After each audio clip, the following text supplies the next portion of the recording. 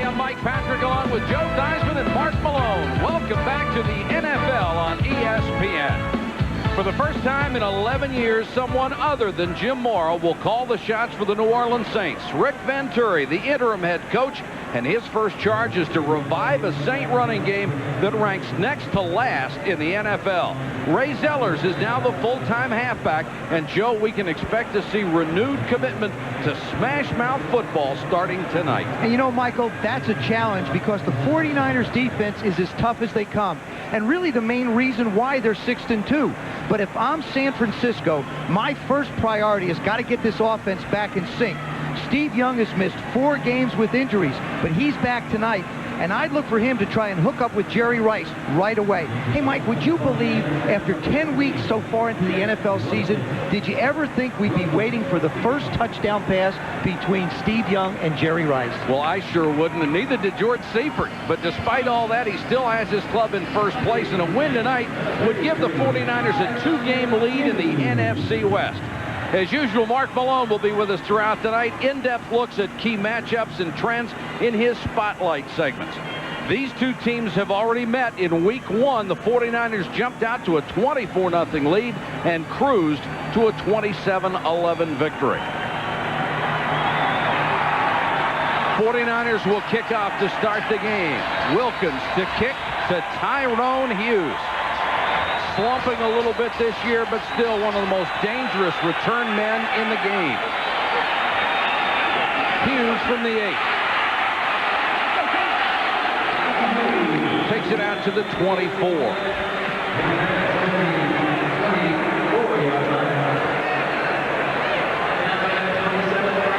For the Saints on offense, Jim Everett on track for his 8th 3,000-yard season. Only 5 other quarterbacks have ever done that. He'll need more production from Michael Haynes, who's battled injuries and caught only 6 passes all of October. William Rofe, the star of the offensive line, has been to a pair of Pro Bowls. He is an exceptional pass blocker.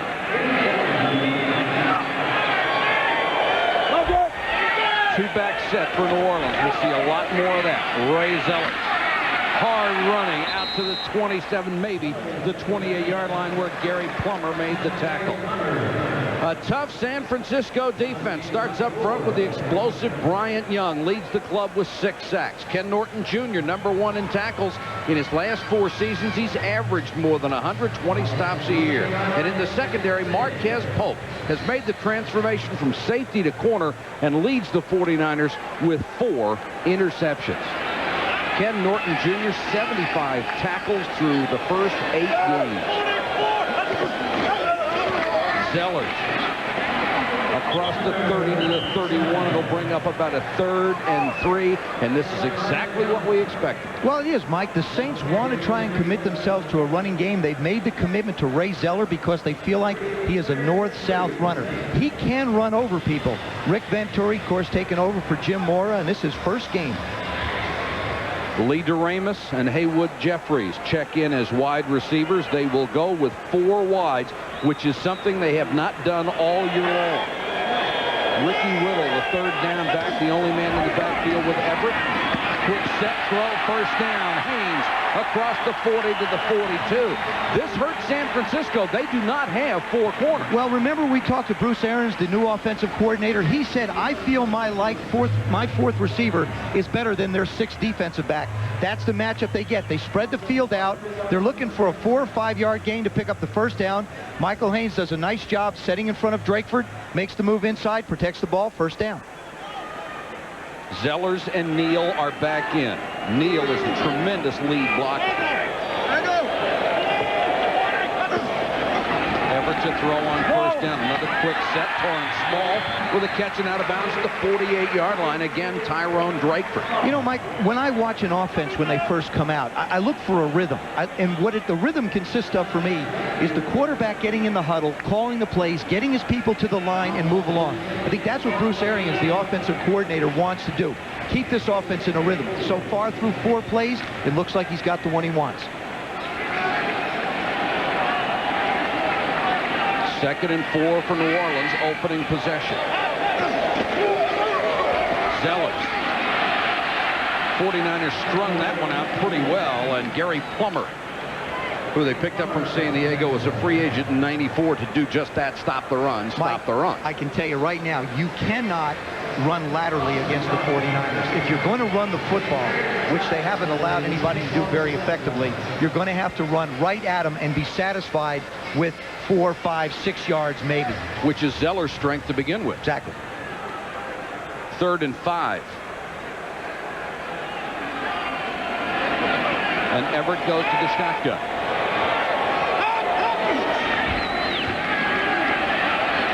Protection breaks down, loose football. The Saints recover. Pounced on by Ed King, the right guard. Roy Barker was the man who hit Everett. The thing about Roy Barker is he is now playing a more comfortable end position. Chris Dolman went to George Seifert a few weeks back and said, listen, I feel more comfortable on the right. Roy feels more comfortable on the left. This is the result you get. A natural pass rusher who just uses brute strength to push the tackle out of the way. Wilmsmeyer will kick to Dexter Carter. Got off a beauty. Carter at the 8. And buried as he got back to the 14-yard line. A 4-yard return. The tackle by Don Davis hustling down on special teams. How far can MasterCard take you? Here in Australia, MasterCard takes you into the future.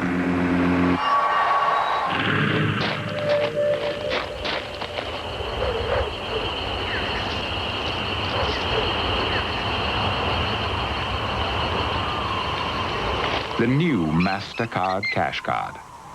A MasterCard you can use just like cash. It's happening right now down under, and it's on its way here. Lower your right foot and repeat after me.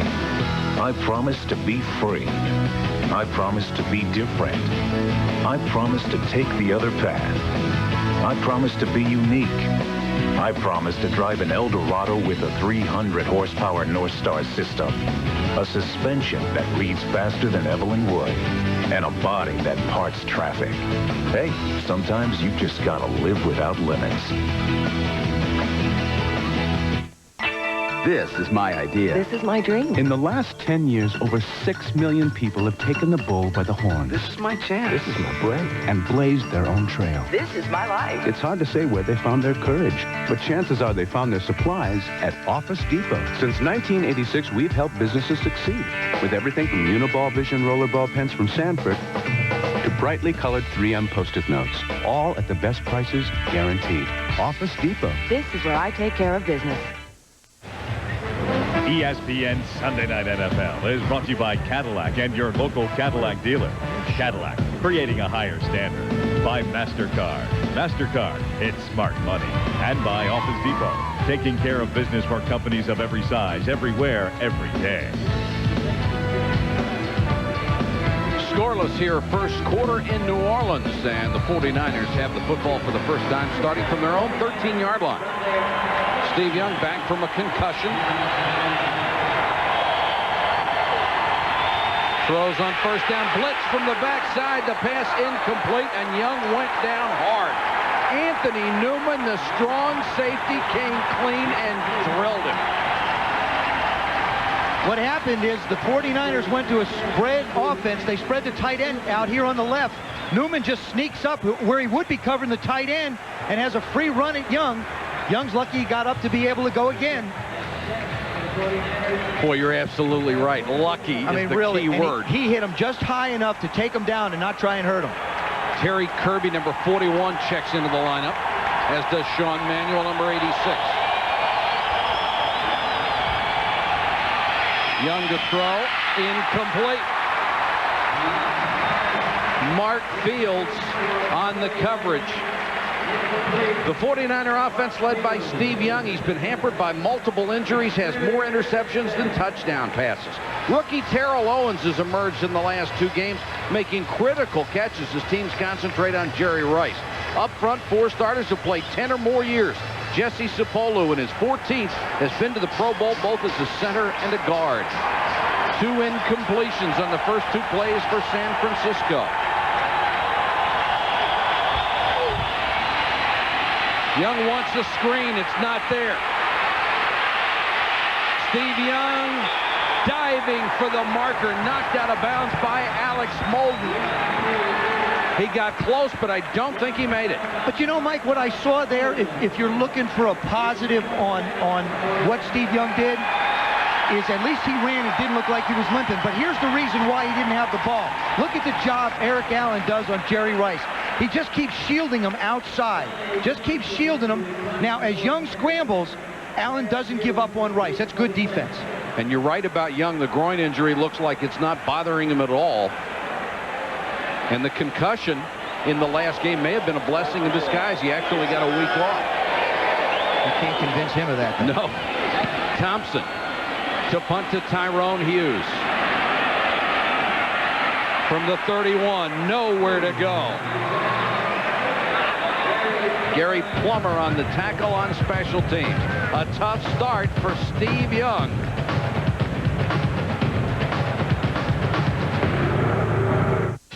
How do you drive in weather like this?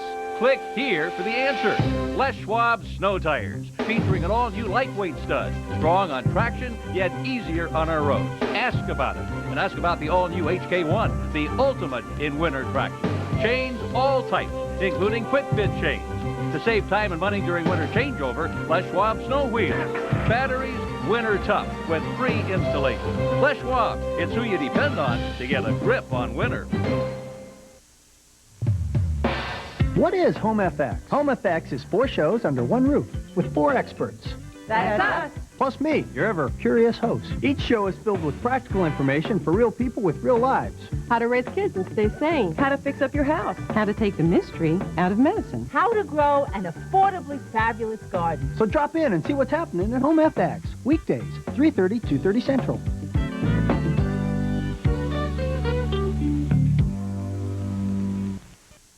I've tried everything to get into those pay-per-view movies, but all I really needed was this. It's a premium services cable box, and you need one to order pay-per-view. If I had known that, I could have skipped all those acting lessons. For great movies and events, pull up a chair, because TCI is bringing it home on pay-per-view.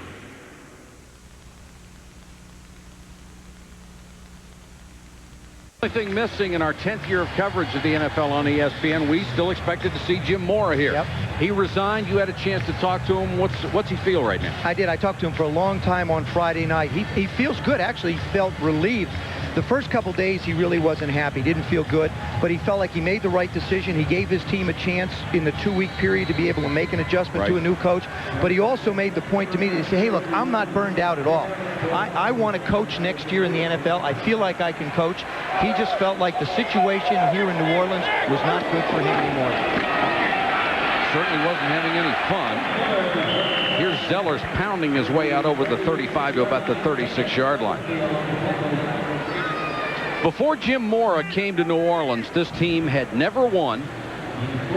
With him, they won a division. He had the only winning record of any coach in the history of the New Orleans Saints. And 30 years ago this week is when they were awarded the franchise. He has a better record than all 7 other coaches combined. Won the division title in '91, got them to the playoffs. Jim Mora did one heck of a job here in New Orleans. Everett sets and throws, incomplete. High and wide for Torrance Small. That'll bring up a 3rd and 6. Well, I hope Jim Mora does have an opportunity to coach again in the NFL, because I think he is a quality coach. Well, I think there'll be a number of jobs open, and he will be a success where he goes.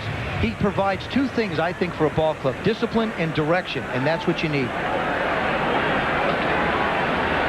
Saints on 3rd down have hit 1 out of 2 tonight. Much better than their season average of only 35%. Everett going long for Small and off his hands. Small beat Merton Hanks. It was interesting talking to Merton Hanks yesterday, Mike.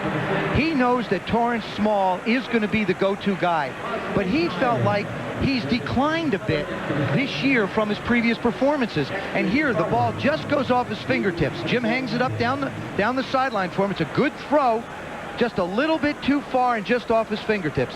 Sometimes if you keep running, it's easier to catch it. Wilmsmeyer to punt for the second time. Carter waits at his 20-yard line.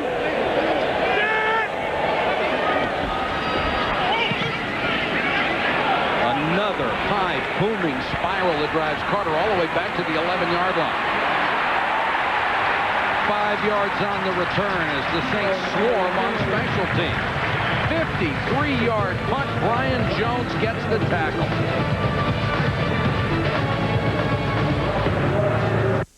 Tender grilled chicken, fresh lettuce and tomato, a bakery soft roll.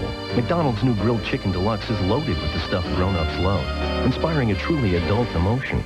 Lust. Oh, baby. It's McDonald's. And street musicians always out there. Yeah, I was out in front of them. I was the guy in front leading the band. Enjoyed it. We can't see you even better. We couldn't hear you.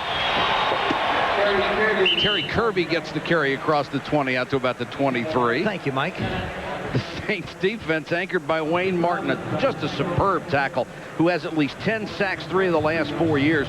The linebackers can really run, including middle linebacker Winfred Tubbs. He leads the team with 64 tackles.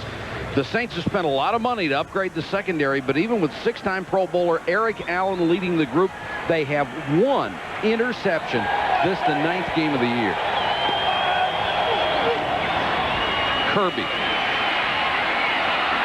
Terry Kirby breaks the tackle. Out of bounds at the 40-yard line. Mark Fields finally ran him down, but it's a gain of 17 for the former Virginia star. Good job of running by Terry Kirby. One of the points they make about him is they feel like he can make yards on his own. He gets the sweep going right, gets the good blocks out in front. William Floyd leading him there. He breaks the tackle. Now he basically is making all those extra yards on his own. Winfred Tubbs, the middle linebacker, was the man who had the shot at him and missed. Kirby has the team-high rushing game this year, a meager 73 yards. Fake to Lavelle. Young throws to Popson. Popson cut down in midfield, close to another first down. It's interesting, Mike, the way the 49ers started this game, it looked like they wanted to get Jerry Rice the ball in a hurry, try and get him to his 1,000 catches, and then move on into the game plan. After Mark Trestman, the offensive coordinator, couldn't accomplish that, came back and said, okay, in this series, we're just going to go play the game and let him get him in the natural course. There's Mark on the right there, under the circle. And to his left, Pete Carroll, the defensive coordinator, who should also be a head coach next year in this league. First down in midfield. Here comes the reverse. Jerry Rice. Young out in front blocking. Rice slips a tackle. Jerry Rice. Touchdown. There is a flag down on the play. Back at the 10-yard line. Hold the phone. Harold Owens is going to get called for holding. Vintage Jerry Rice breaking tackles, turning it on and off. And it's coming back.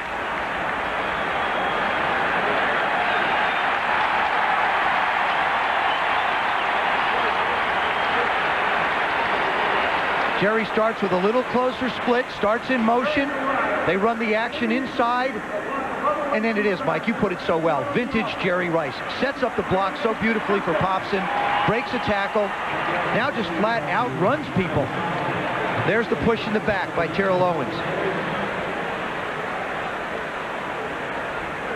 Watch the right part of your screen. See 81? There's the push in the back on Mark McMillan, number 29. Boy, an obvious call, too. Yep, good call by the ref. So instead of a touchdown, they back it up to the 22-yard line. Still first down for the 49ers. 7:54 to go first quarter. We're scoreless. Kirby. Inside the 20. The Saints have given up yards on the ground in bunches. Something to keep in mind, Mike. You know, Jerry Rice missed practice on Friday when they came in on Saturday's walkthrough. Made the team meeting last night, but really is not feeling well. When I talked to him on the field, I said, how you doing? He said, I feel terrible. Normally when he fares terrible, he plays real well. I mean, that's sort of been his MO.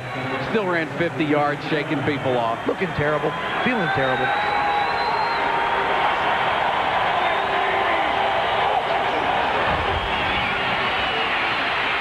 Young steps up in the pocket, tried to get it to Rice, and it's incomplete. And who would have believed A tough thing for the 49ers would be in the red zone. They have been so good at it. And they are so bad right now. I mean, look at the numbers here. They're ranked 20th. But look at Steve Young's numbers. His rating is 15, the NFL worst. 2 sacks, 2 interceptions. I think that is directly related to a lack of some kind of a running game in the red area. You just can't keep dropping back and throwing. And Brent Jones not being in there. 3rd and 3.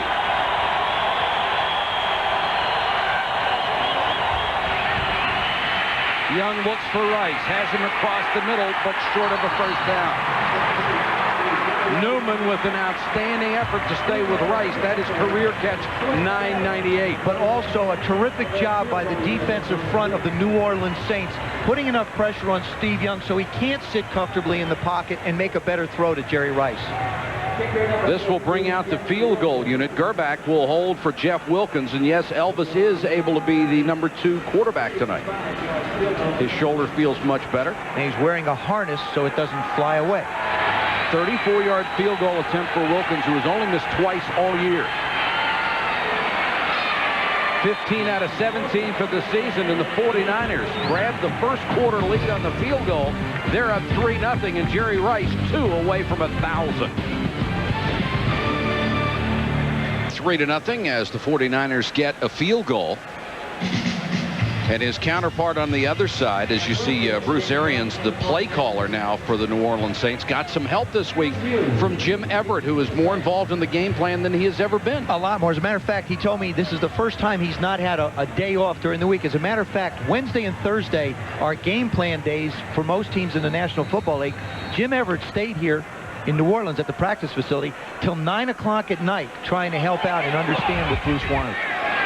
Seemed to like it a lot. Hughes, 4 yards deep, fumbles the football. Comes out to Brown. Across the 10 to the 12. That's a break for the Saints. Prime Monday, tomorrow night at 7:30. Mike Tirico, Joe Theismann, and Sterling Sharp preview the Monday night game between the Broncos and the Raiders. We'll have live reports from the Oakland Coliseum. Chris Mortensen with the latest NFL news, and Leslie Visser goes backstage with running back Terrell Davis. Tomorrow night, Prime Monday. My man Theismann is just everywhere. Everywhere. How about them Broncos? Woo, man, they are everywhere, too. Saints take over at their own 12. Now out of the eye. Zellers hit in the backfield, drop for a 2-yard loss. McDonald crowding the line of scrimmage from his strong safety position. That's going to have to be a formation that the Saints use to run some play action out of. If McDonald wants to be right on up on the line of scrimmage coming off the corner, you'll see him number 46 right here, lower left part of your screen. He just comes off. There's nobody there to block him, and the tailback is lined up so deep that he just doesn't have an opportunity to go run anywhere. New Orleans wanting to establish the ground game. They only have 9 yards right now. On the delay, Zellers dragging tacklers with him out to the 15-yard line. He's giving a free ride to Chris Dolman. Zellers suspended for a game for a confrontation with Jim Mora on the practice field. And, you know, Rick Venturi basically recognized that Ray Zellers is not that good a practice player, to be flat honest with you. He's a gamer. He says, hey, he'll line up and play during games. He'll come out and play. But as far as practice goes, sometimes he doesn't give it his all. He responded after that suspension, though. Had 174 yards on 20 carries in the next game. Everett, shovel pass. Nice catch. Whittle. Well, that play had potential disaster written all over it. Whittle made the catch. It looked like it was behind him. Great patience by Jim Everett. Although I never ran this play, having watched guys do it in practice and study it, it's a tough thing for a quarterback because you're basically running towards somebody. Watch, he's going to run left. Now, that end is free. Those guys are free. If they come running at you hard, you have to pitch it too quickly. There he showed some great patience. Ricky Whittle, the rookie fourth-round draft choice, has become the designated third down guy. Everett play action. Good protection, can't find anybody. On the run, complete for a first down out at the 39-yard line. Lorenzo Neal with only his 8th catch of the year. What a good job by Jim Everett buying time. And a good job by the offensive line giving him a chance to get outside. William Rolfe, number 77, is going to block Chris Dolman, number 56. Takes an outside step. Of course, Dolman's got that broken hand, so he can't really use a lot of it. You see Rolfe just extend his arms. Now, Everett just buys time. Neal's not the biggest target in the world, but he gets it out there to him. Good job by the receivers to keep the play alive. Zellers back to the run, nothing. Just stuffed by the middle of that line. And, Joe, this is a tough defense to run against with those tackles, Bryant Young and Stubblefield inside. It is, Mike, but you can't give up on it. I mean, I can see what Bruce Arians is trying to do. Okay, maybe we're not gaining too many yards, but the worst I'm in is 2nd and 9. And they've proven that they can move the ball a little bit on 2nd and 3rd down. So he's keeping himself in makeable downs. 3:21 left in the first period. 3-0 Niners. Split back set this time. Here comes the blitz. And Lorenzo Neal is stuffed at the line of scrimmage. First man in there was Lee Woodall. And the linebackers just fired. They had Marquez Pope up from the corner. They can blow up stuff in the middle. Bryant Young, number 97, is absolutely unbelievable. There he is, number 97. Watch the move he makes on the inside. It's a big swim move. Arm over. Now he's right in the middle. Just trying to get penetration. I mean, you could argue Leon Lett as being the best tackle. I think you could make an argument for Bryant Young as well. Right now, the best tackle in football. Whittle comes in on 3rd and long. 4-man rush this time. Good protection for Everett. And throws incomplete. Intended for Haynes. The good coverage by Frankie Smith. So far, this football game, as I see it, is going the way the Saints would like it to go. Absolutely. It's a close football game. Their defense is keeping them in it. I mean, Klaus Wilsmeyer is just kicking the living daylights out of the ball, keeping San Francisco backed up. And the offense has been able to stay on the field long enough to give the defense some kind of breather, which they haven't had all year. Wilmsmeyer to kick to Carter. Carter at the 19. Cuts it back. Dexter Carter to the 33-yard line. His best return of the game. Brian Jones again on special teams. A 13-yard return after a punt of 43. Flags down everywhere as we've got a fight.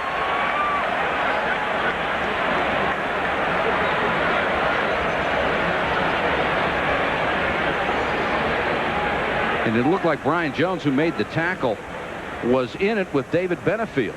Brian Jones is their best special teams player. Those flags were out quick, too.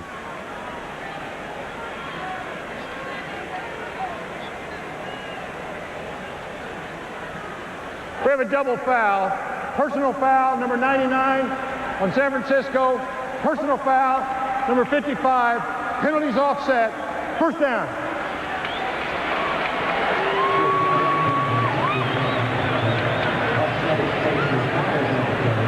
Since Steve Young became the starter in 1991, the combination of Young to Rice has been the best in the NFL. 434 hookups, 59 touchdown passes, and over 6,000 yards. But they haven't had a touchdown in the last 6 games. That's the longest streak since they've been together. I know. Part of it is the fact that Steve has been out of a lot of games. They haven't had a chance to practice and work on their timing. And you know, contrary to what people might think, you just can't line up year after year and think that it just happens. I mean, you need to go through that training camp. You need to stay healthy to work on your rhythm. Jerry Rice needing only 2 more catches to hit that magical 1,000 mark. William Floyd turns the corner. Eric Allen takes him out of bounds. And there's a marker down. Looked like Allen got a piece of the mask on the way down.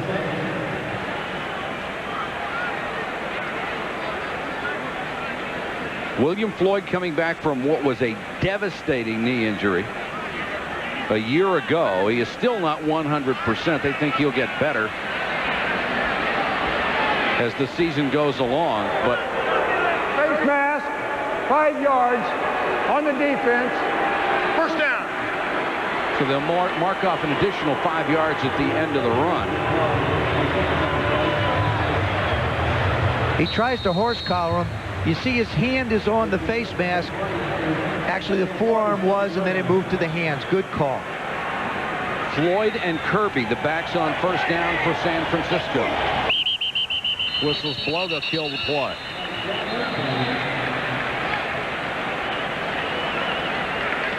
Illegal procedure by the 49ers. It's going to cost them 5. Prior to the snap, false start, offense, number 65, still first down.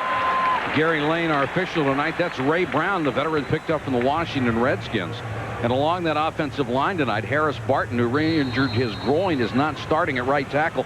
Frank Pollock, number 75, is in there. That weakens that offensive line a little bit. There's Pollock out of Northern Arizona in his 6th year, and there's Harris Barton, who has the night off. Kirby hitting the backfield and drop. Joe Johnson, who has been forced to move outside to defensive end because Darren Mickle was suspended for 4 games. He'll be back tomorrow, incidentally. That's just not a big defensive line, Mike. I mean, Joe Johnson goes 270. You've got Willie Broughton at 285. Wayne Martin, 275. We're not talking about big guys. Ronaldo Turnbull, 250. They're not real big up front, but they're making things happen. 2nd now and 17.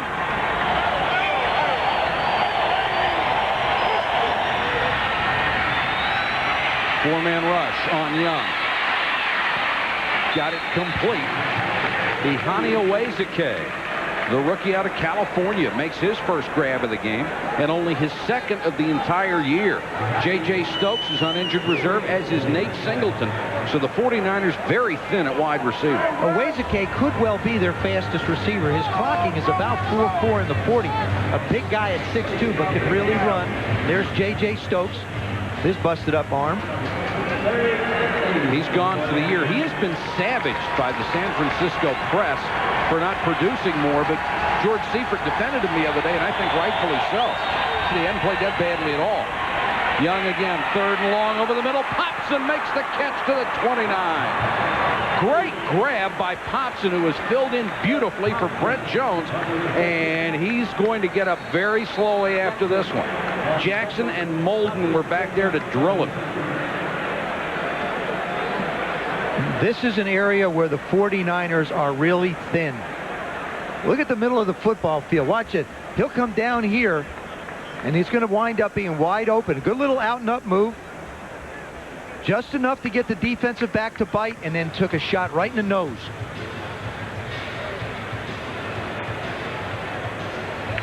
Brent Jones, they would hope that he wouldn't have to play. He looked pretty good in practice. He actually is a backup wide receiver as well tonight. He has not played since the 3rd game, had a dislocated shoulder in practice, and Popson, who took a shot to the head, is still down. There it is, right there. The elbow in the head. And then the knee. You know, I was talking to Steve Young out on the practice field. Mark Malone and I were out visiting with him yesterday, and we were talking about concussions, and he said to me, he said, you know, well, Joe, how many have you had? And I said, I don't know. Part of having a concussion. And then we were talking about before MRIs and all the other different type of tests they can run now. If you got knocked out, they just put a few fingers up. If you were okay, knew where you were, you'd go take, you know, some aspirins or something, get rid of the headache, and hey, you're back to work. The part of the conversation I enjoyed, there's Sean Manuel, by the way. He is the only really healthy tight end on the roster right now. Part of the conversation I enjoyed the most is when he suggested to both you and Mark Malone that you go get MRIs to see really how much damage has been done. I don't need an MRI. I know you guys are damaged. Neither one of us did want. We didn't want to do it. I don't want to know. I don't want to know how much is missing. He certainly had his share of injuries this year. Ted Popson is still down. Able to sit up right now. College football next Saturday, 12:30. Pepe Pearson and second-ranked Ohio State travel to Illinois. Then at 7:30 p.m. an SEC showdown as 10th-ranked Alabama takes on Kevin Falk and number 12 LSU. As always, it begins with game day at 11:30. Of course, that's hosted by the king of college football, Mike Tirico. Little king. There's Ted Popson, able to get off under his own steam, and he's being asked the same kind of questions that Steve Young was asked a week ago. Where are you? And he swears he didn't say, yes, I'm Batman. I'll tell you what else he swears. It was rumored that Steve, when they asked him where he was, he said Pasadena. And you can see Popson with that characteristic blinking of the eyes. He's going to be out a while. We'll check on his condition as soon as we can. So Manuel is in there at his tight end spot on 3rd and 3. Excuse me, 1st and 10. Kirby following Floyd into the hole. Terry Kirby with a nice cut to the outside to the 20-yard line. Good run by Terry Kirby, who's had a couple of good ones tonight. That's the end of the first quarter. The 49ers are driving, and they've already lead it 3-0 in New Orleans. At the end of the season, if the Cowboys don't win the division or conceivably don't make the playoffs, I think they may look back at that play as the turning point in their season. Absolutely. At least that would have possibly gotten them back into overtime. Had a sure field goal from there. 49ers driving, 2nd and a yard. Kirby.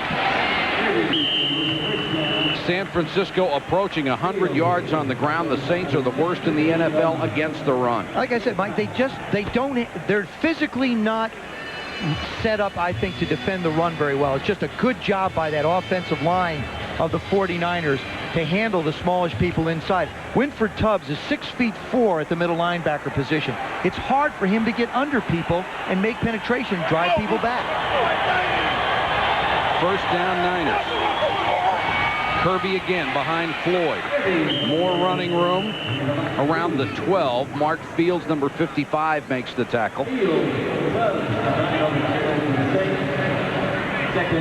Chris Dahlman, number 67, the right guard. He goes right into Dolman Martin, and just takes him back. And when you've got your defensive tackles playing 3 yards back of the line of scrimmage, it's tough to stop people. 10 rushes, 100 yards on the ground for San Francisco. Brent Jones is into the lineup for San Francisco. Young to throw, pump fake. Now buried. The Saints didn't give up, and Wayne Martin now 6.5 sacks for the year from the inside. He is something else. It's a good job by the secondary. There's Kirby out in the flat. He doesn't want him right away. He's trying to go to Terrell Owens, and they do a nice job of going in and out. Now Jerry Rice, stop, start, has nowhere to go. A little bit of a mugging, but it's still within 5 yards. Now Young trying to make things happen and can't. He could be arrested for that on the street. 3rd and 12. Play action by Young. Rifles it. Rice knocked away. Allen with a sensational play on defense.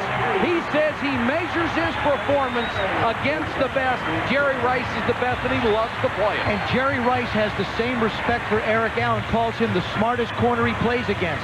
This is a head game with these guys. Jerry just now tries to take it to the post, and Eric times it right. Now, he got his arm on him, but as long as he wasn't grabbing him, the officials will not call, or are not supposed to call, pass interference. That's just a great play. Wilkins, who hit from 34, will try this one from 35. The 49ers with a pair of field goals lead at 6-0, but Eric Allen saved the touchdown for the Saints. Today I set out to fix my car.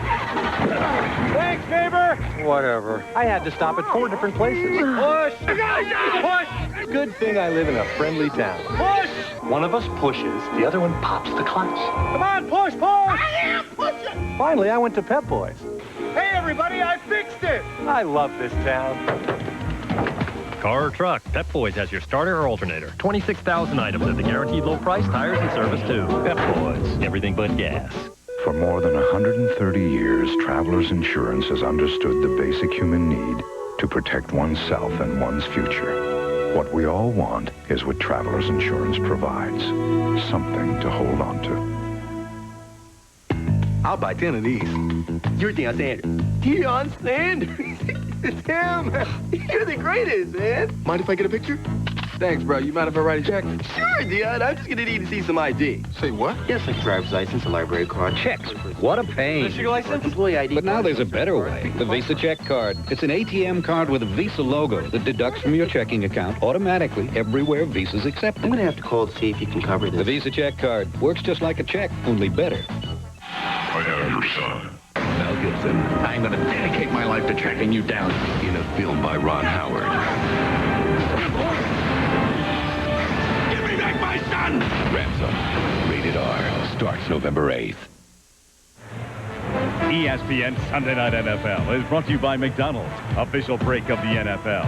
By Pep Boys, 26,000 items at the guaranteed low price. Tires and service, too. Everything but gas. And by Travelers Insurance, what we all want. Travelers Insurance provides something to hold on to. 6-0 Niners on a pair of Jeff Wilkins field goals. 13-14 to go, second quarter, as this is the debut of Sunday Night NFL on ESPN. As we pick up the second half of the season. Wilkins with a line drive kick. Hughes a yard deep to bring it out. Got a seam. Marquez Pope ran him out of bounds. 58-yard return for Tyrone Hughes. Oh, what a terrific job. Bobby April, the special teams coach, all smiles. Watch what he does, though, Mike. He gets to the blocks so that they can't play off. Watch this. To see everybody make a block just as he gets there, all of a sudden the hole is created. He's through it. If you throw those blocks too soon, the defenders have a chance to recover and make plays. Can the Saints take advantage of this great field position provided by Bobby April and his special teams? There's Sharkey.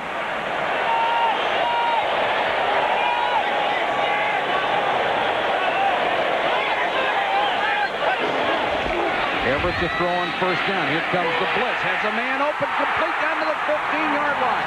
Michael Haynes. Excellent throw by Everett. Yeah, but it only happens, Mike, if you get good pass protection. One of the other features of Ray Zellers, besides being a tough runner, is he's a good blocker. Watch Zellers right here pick up the block and allow Everett to make the throw down the field. He does a nice job outside on Woodall, just enough to run him off the cup. And there's the throw in the hole to Haynes. Haynes, who caught only 6 passes in all of October, makes a big one there. First down, Saints. Zellers behind Neal. Breaks the tackle. Zellers runs hard near the 10-yard line. Ken Norton Jr. and Merton Hanks make the tackle. You know, Mike, you sense this offense starts to believe that it can be a part of this football team and be able to make things happen. They're starting to believe in what's going on. They're starting to believe they can break tackles. They don't sense that defense as being that invincible, the 49ers. Mario Bates, who had been the featured back, was not breaking tackles for this ball club. He was averaging only 3 yards a carry. Zellers averaging over 5.5 in limited duty so far. Neal, the quick handoff up the middle. He nears the 5-yard line. And Joe, the one thing the change in coaching has done for this offense, I think they're far less predictable right now with the 2-back sets and not changing personnel and formation so much. That was part of the knock before on Carl Smith, the previous offensive coordinator. But what Bruce Arians has done for Jim Everett is by putting exclusively 2 backs in the backfield quite often, he's put the game in Jim's hands to be able to run it, audible to run it. Play selection so far nearly 50-50. They ought to run the ball here. Zellers to the 1. First down, New Orleans. This is smash mouth football. And you know what I do now? Now it's an attitude. All of a sudden, this game has become an attitude for the Saints. The place I go is I go left behind William Rolfe, and I keep on doing it.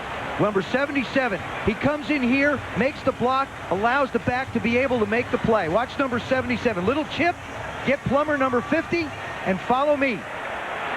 Took Plummer right into the end zone.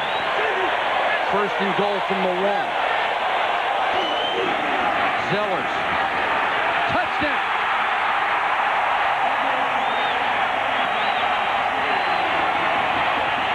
think they found a new hero in New Orleans. Well, I think they found a couple of them. I mean, you give Jim Everett credit for making a good throw, Tyrone Hughes for getting him in position, Ray Zellers, Lorenzo Neal running hard.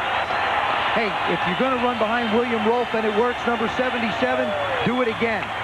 This is a good job by Lorenzo Neal going through, getting on Merton Hanks, and creating a nice, comfortable alley. There's the big block, number 77. Good block by Dombrowski as well, the pulling left guard. Doug Bryant for the point after, and New Orleans takes the lead over San Francisco. So they take advantage of the great kickoff return from Tyrone Hughes and drive it in. It's been double coverage in a matter of inches that has kept Rice quiet tonight. Second play of the ball game. Rice uncharacteristically on the swirl, off the fingertips, out of sync with Young. Then the crossing route against double coverage. Newman there to make the play. No gain. And then gets inside Allen, and the ball thrown too inside. It's been that kind of night for Jerry Rice. Mike? And Mark, the man who comes into the game needing 3 for 1,000, has only one in about 1 1/3 quarters. I'll tell you, he is struggling physically. He is just not feeling right also. Don't expect any sympathy from the New Orleans Saints. Lavelle deep to receive. Taken by Carter instead on the near side. Dexter Carter to the 24-yard line. Let's go back to Mark. Mike, here are the numbers so far on Jerry Rice. First of all, the 49ers have completed 4 of 8 balls for 41 yards. They've thrown the ball to Rice 5, only 1 reception, that one for no gain. Again, all the double coverage would make you think that Terrell Owens, the rookie, might get some single coverage on the small corner, Mark McMillan. Mike? And Mark, Steve Young credits Terrell Owens for winning the last 2 ball games with the touchdown catches he's made. See, I think that's a great matchup with McMillan on Terrell Owens. Mark McMillan is one heck of a tough little corner. Crowd's really into it now. Young falls down coming out from under center, and then he's pinned. Either he fell on his own or somebody stepped on his foot. 9 times out of 10, somebody steps on his foot. Probably Chris Dolman, the right guard. Number 67, right there. The right guard, number 67. Watch the feet in that area. Don't remember now, Young is a lefty, so the right foot is going to be closer to the line. If he was a righty, Dolman could make that step and not hit his foot. Loss of 5, 2nd and 15.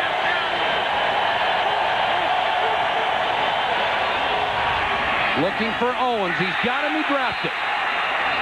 McMillan was there, but Owens got his body in great position and then just dropped the ball. You know what I love about this matchup? Physically, you'd say Terrell Owens has got Mark McMillan beat going away. Mark McMillan isn't stupid. He's a starting corner and a good one in this league.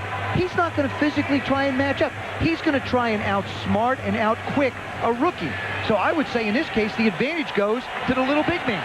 And Mark McMillan is as tough as they come. He has never missed a game. 3rd and 15. Play action by Young. Over the middle. Owens makes the catch this time. McMillan brought him down, but it's a first down. Nice throw, nice catch. That has been one thing that has been missing in the 49er offense. The other receiver opposite Jerry Rice has not made plays until Terrell Owens has gotten in. Not the kind of plays they've needed. McMillan just hesitates for a second. Just that little bit of a hitch step allowed Owens to run away from him. Because other than that, he had great position. He read the route perfectly. Just hesitated a second. Brent Jones, because of Popson's concussion, and he is questionable on the return. Jones is in at tight end. Young to throw. Swings it to Kirby. Tubbs will make the tackle at the 44. San Francisco starting to get into a little bit of a rhythm. It would be the first time in 8 weeks they've been in it, because since the last time they played New Orleans, I wouldn't say that they have been in any kind of sync, and that's something that George Seifert pointed out to us when we sat with him yesterday.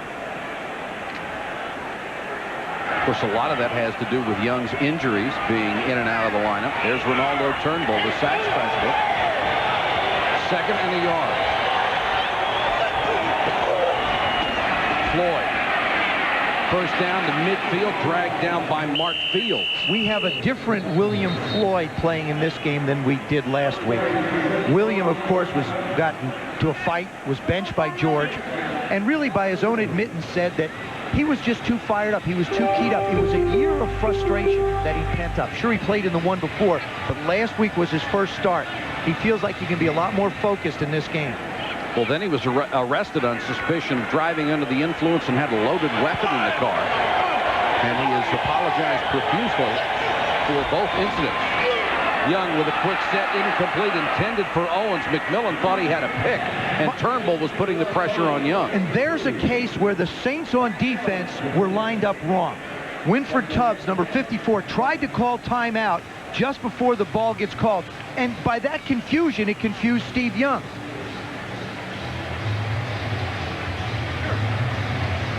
Jim Haslett, the defensive coordinator in his first year, talking to him, he says, hey, look, our guys have done okay. We're on the field 34 minutes. I mean, what do you expect?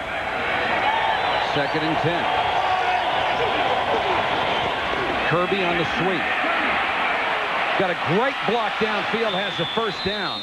Chris Dahlman, number 67, pancaked his man to give Kirby the extra yardage. See, the 49ers offensive line is built to do that, to run.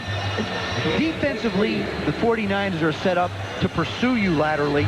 Offensively, they're set up to run the ball laterally. That's where they're most effective on both sides of the ball with their lines.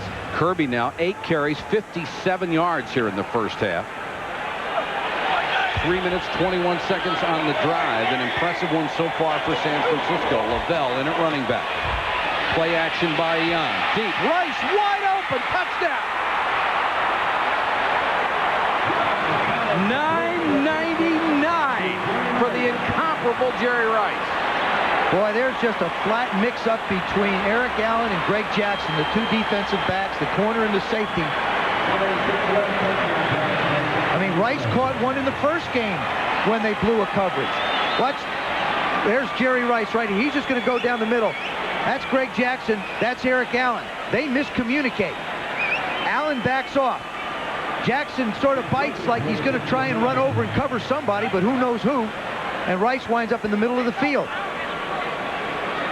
Well, you would think with almost 1,000 catches, if you're going to make a mistake, it's going to have too many guys on Rice instead of nobody. If you got Jerry Rice running a post in the middle of the football field and you're a safety, I just can't imagine who else would be there for you to cover.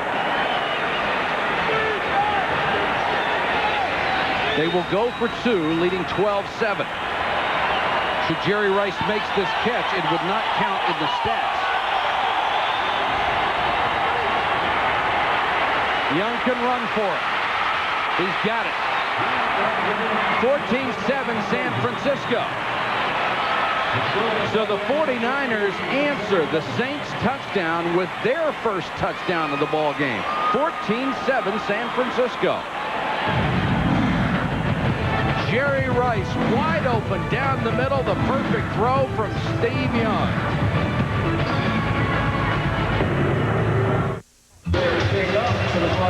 49ers on top 14-7, 6:46 to go in the half.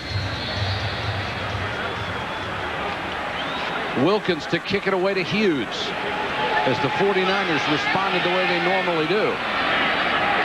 Hughes, who had the great return last time. Flag goes down as he's dumped at the 24-yard line. Darrell Price down to make the tackle.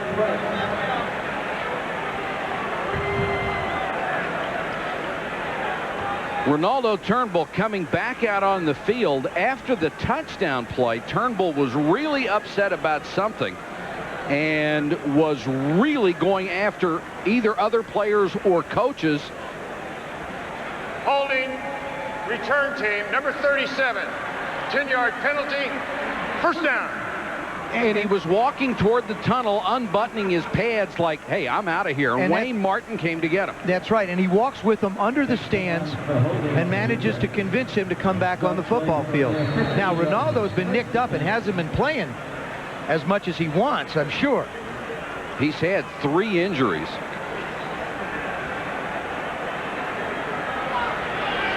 Saints have to start deep in their own territory after the penalty. Back to the ground game. Zellers broke a tackle, cut it back. Good hard running by Ray Zellers out to the 20. This is where you really have to be able to run the football. If you're going up against the best defense in football, you have to be able to pound out a first down here. I mean, on 2nd down and 5, maybe you run a little play action pass, try and get the ball out in the flat to the fullback, pick up the first down, get yourself in some working room. Well, the last drive certainly should have given them the confidence that they can run it. Yep, 11 rushes so far for Zellers. 2nd and 4 for the Saints.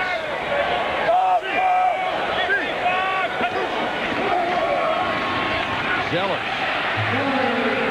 Very close to a first down. Needed to reach the 25-yard line. Tim McDonald makes the tackle. Anytime you get a safety up around the line of scrimmage, like we've seen Tim McDonald, you have to go play action pass and be able to get the ball off real quick, because he's going to be a free runner, but he will hesitate for the fake just a second. So you've got to stop him from just being able to come from the outside unabated to make the tackle. It is a first down for New Orleans, and now the Saints are going to use a timeout. 5:21 to go in the half. New Orleans and Jim Everett down by 7. Back to New Orleans in a moment. Half of play from New Orleans, where the Saints trail the 49ers 14-7. So far, statistically, San Francisco dominating. 212 total yards, 119 yards rushing, although New Orleans has been effective running the ball in spots. Yards after the catch, San Francisco only with 20, and that is a huge stat for them, because normally that's where they break a defense's back. Exactly. Now there's Ricky Jackson on the right talking to Ronaldo Turnbull. Right now he's not a happy football player, and Ricky's been a guy who played with a lot of emotion, so he can sure relate to him. Play action. Neal couldn't hold the pass out in the flat at the 27-yard line. Ken Norton giving him coverage out there. Jim Everett has been criticized a lot for happy feet, throwing off balance, and all these other things. He throws the ball accurately, and he delivers it the way that he has to based upon the pressure that he gets. That's the bottom line. I would not say that Brett Favre throws the ball on balance a lot. So, I mean, you just do what you do to get it done. It's results, isn't it? Right. Handed off to Brown, who's in there out of the shotgun, and Brown up to the 28-yard line. Bring up about a 3rd and 7. Bruce Arians, there he is in the middle with the headset on. 15 rushes, 10 passes. Trying to keep the time of possession closer in balance and keep the score close. Now, he calls things from up in the booth because it removes him from the emotion of the sidelines. It's like looking at film for him. He can make good decisions, he feels like. We've already seen there is some emotion down there right now. 3rd and 7, Everett from the gun. Straight 4-man rush. A lot of contact, and a flag goes down. The catch made. It would have been interference on Marquez Pope anyway, as Haynes makes the catch.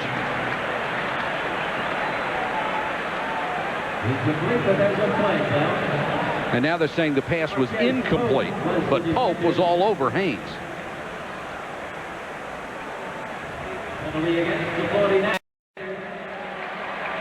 The thing that Michael Haynes has, Mike, is he has speed. Marquez Pope likes to use his hands. There's the shot on the inside shoulder.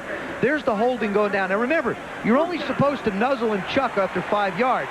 That's just constant contact. That's a good call by the official. I don't think the officials do a very good job, personally, of the 5-yard contact rule. If they did, we probably would have 5-hour games. Zellers and Neal are back in there in the 2-back set. It was an automatic first down. Play action. Everett with time. Airs one out. Haynes can't get there. Haynes was looking inside. The pass went over his outside shoulder, and when you turn like that, you normally lose a step, and he did. Well, that wasn't his fault. That ball was just so overthrown. I mean, the thing is it's a play action pass. It's a stop and go. There, Pope's running with him. He's working with him. Now, a little bit of a out move, just that little hesitation, and he gets it up. And Jim just tries to throw it like he would be in normal time. No, Jiminy Cricket. That's what he said. I'm sure. Absolutely. Remember, Marquez Pope was a safety, converted to corner. Nice defensive play by Norton as he comes in and just knocks Sellers down in the backfield. You know, if you've noticed, what the 49ers have done is the guys from the perimeter, Norton that time, we've seen McDonald twice, they're the ones making the tackles on the backs. This one happens to come from the left side. Upper right-hand part of your, or down, sorry, lower left part. There he comes. You know, I mean, the line's doing a good job, but you can't get the perimeter block. The defensive line has made very few stops, you're right, so far in this game. 3rd and 12 now for New Orleans. 4-man rush. Everett stands in the pocket, delivers. Lee Doremus makes the catch up at the 42, but that's going to be about a yard short. Tim McDonald made the tackle. That's a good throw by Jim Everett, too. Now, the fans are calling for them to go for it. I think if they do, it's a mistake. I think it would be a potentially tragic mistake. I think Rick Venturi, you know, he's going to do this by emotion, and emotion is not a good thing to have right now. Just kick it. Go play defense. You're playing a good close half. Don't give them good field position. That's the smart thing. Exactly. The fans can boo, but this is the right thing. Well, you don't want that interim title to last one game. He wants to finish the season. Dexter Carter waiting on Wilmsmeyer. Rick said they may stamp interim on his tombstone. This is his second stint as an interim coach. Very high, very short. Carter comes up to make the fair catch at the 22.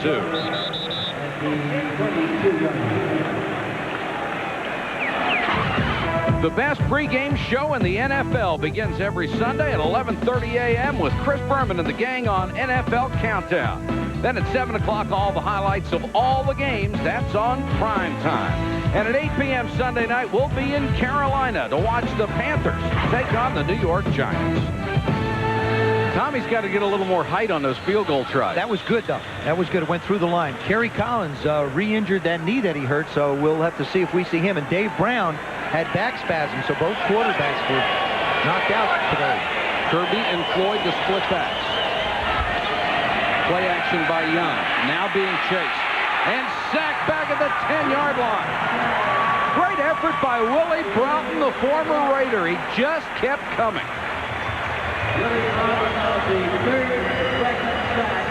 This one's got to go for an assist to the secondary. Mark McMillan down on the right. Now he jumps up and gets into Terrell Owens. Staying right with him. Gives Young no place to go. There's Eric Allen on Jerry Rice.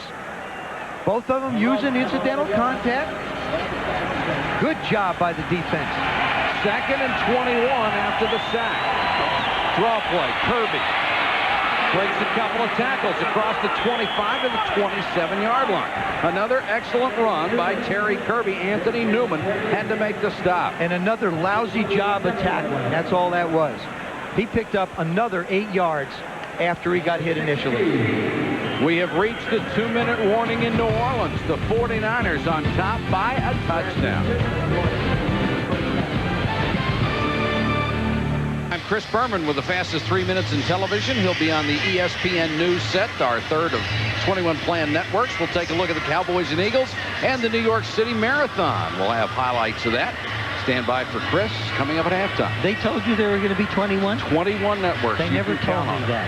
You'll be on all of them. I know, but they never told me that. I'm anxious to see them this Saturday. I think they'll see it tomorrow. It's great. 2 minutes to go in the half. 14-7 49ers.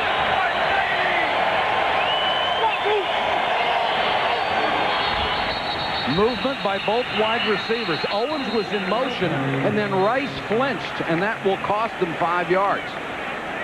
Can't have two moving at the same time. Snap, false start, offense, number 80, 5-yard penalty, still 3rd down. The San Francisco 49ers right now, Mike, are not a very efficient offense. They are doing so many things uncharacteristic of how well this team is coached. It cannot make George Seifert a very happy camper. I mean, they're just, you know, they're shooting themselves in the foot every time they go 2 steps forward. They're taking 1 backward. How many times have you said that in the last 10 years? Not very often. I mean, it's sort of been their trademark, though, this year. 3rd and 10. Rice goes to the far side. Owens flanked to the near side. And now whistle blows.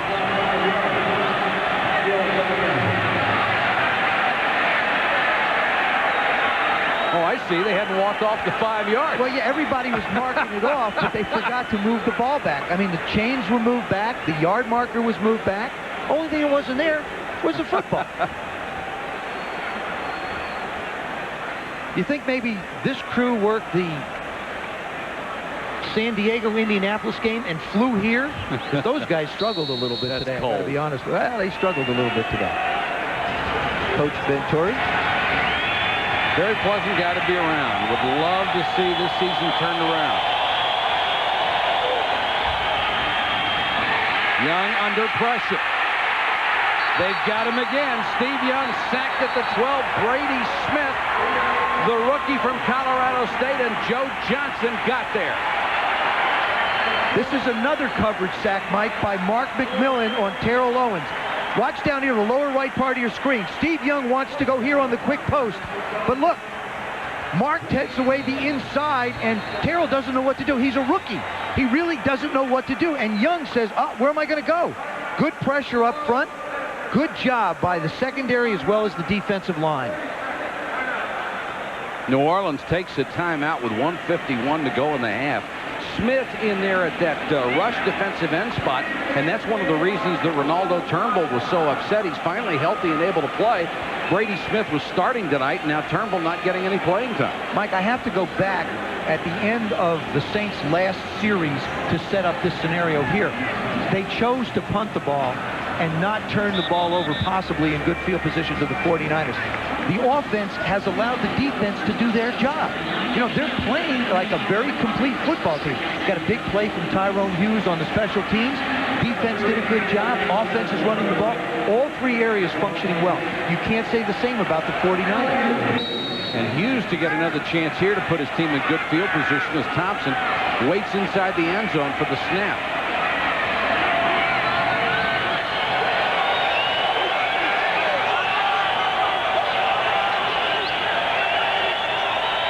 Saints with 8 men on the line. Will they come? Got back out for the return. Nice high floater. Hughes at the 38. Broke a couple of tackles and gets it back to the 44. Nice tackle by Gary Plummer. ABC's Monday Night Football comes your way tomorrow night, 9 Eastern, with a big game in the AFC West. The first place Denver Broncos visit Oakland. The Raiders have won 3 straight to get to 4-4. First trip from Monday Night Football back to Oakland since, I believe, 1981. Yeah, and then we're going to be there in 2 weeks. Yes, sir. So they get the Monday night guys, and then they get the Sunday night guys. And they have never lost a Monday night game at home. Jerry Rice on hold at 999 career catches. That's just remarkable. I mean, Mike, I played with guys that if you totaled up their practice catches and their game catches, wouldn't equal that number. Ricky Whittle comes in with 1:45 to go in the half. He's the single setback. Whittle will get it on the draw. And he is stuffed by Bryant Young. Now, the fans booed, but I sort of like that call on first down. It's a good way to start. I mean, they're staying with what they're doing, running. Jim Everett now calling his team back. I mean, they want to use up the clock, but they still want to leave themselves enough time to be able to get in scoring position, whether it be touchdown or field goal. New Orleans with 1 timeout remaining.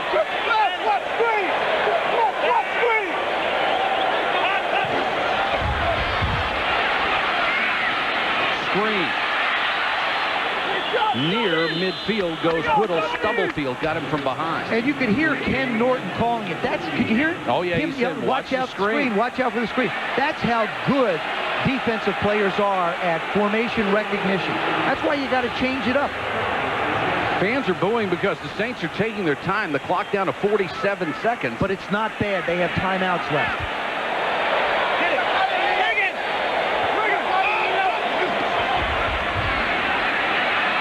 Straight four-man rush. Everett throws underneath. Doremus, nice job, has the first down. Now he calls the timeout.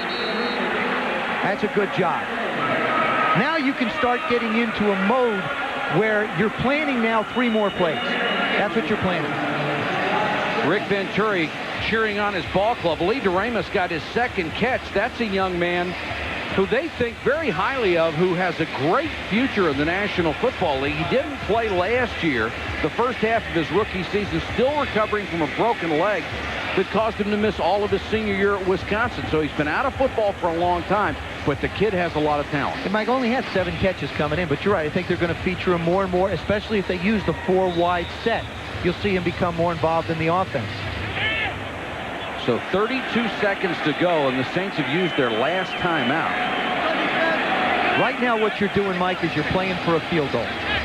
That's what Jim Everett is thinking. That's what he wants to do. He's going to call 2 plays in the huddle and try and get the ball. If he does get it into the middle of the field, he'll run up and spike it after a first down.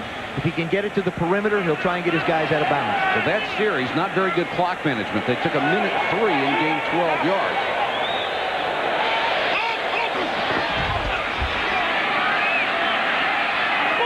Everett floats it down the sideline, knocked away. Good defense by Woodall, who was covering Whittle out of the backfield. Tough assignment for Lee Woodall. You get the matchup you want. You've got the running back on the linebacker, except this is not a normal linebacker. Watch the right part of your screen. They get the one-on-one coverage. Everett puts the ball right where he wants to. Lee Woodall just as fast as Whittle. Only 220 pounds, even though he's a big hitter, but at 220, he can still run. 6th-round draft choice out of Tiny Westchester. 2nd and 10 with 25 seconds left. Everett throws to the outside. Doremus wide open, and he dropped it. Turned upfield before he had the ball. Could just feel the big play. Part of youth. Only in his 2nd year. Boy, you just have to look everything in. Boy, was he wide open. Look to the right. That the defender fell down, and not only that, he turns up. He's got Michael Haynes there as a lead blocker, and he's down to the 25-yard line. 3rd and 10. They need a first down to give Wilkins a decent shot. Everett under pressure. Ball came loose, no whistle. Now there is. They call it dead. Players down there grunting it out, trying to get the ball back, but the play is dead where Everett was sacked. Barker and Stubblefield got there. So that'll bring up 4th and long, and they'll have to punt it away. Mike, you can say, well, that was an ineffective series, but Lee Doremus, by dropping the ball, really throws a damper on the whole thing. Oh, if he makes the catch, they're easily at the 30-yard line. Right. Ray Barker, number 92, is playing up. He goes around Clarence Jones. Everett has nowhere to go, and Stubby comes in from the other side. Dana Stubblefield, number 94, to finish him off. Clarence Jones was picked up from the Rams to replace Richard Cooper as an offensive tackle. He was lost to free agency.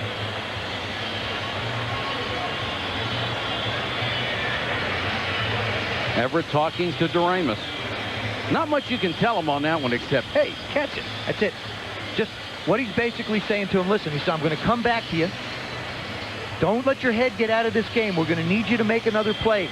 And the thing that I used to like to say is, listen, I know you're going to make another play. I mean, you make it real positive to him.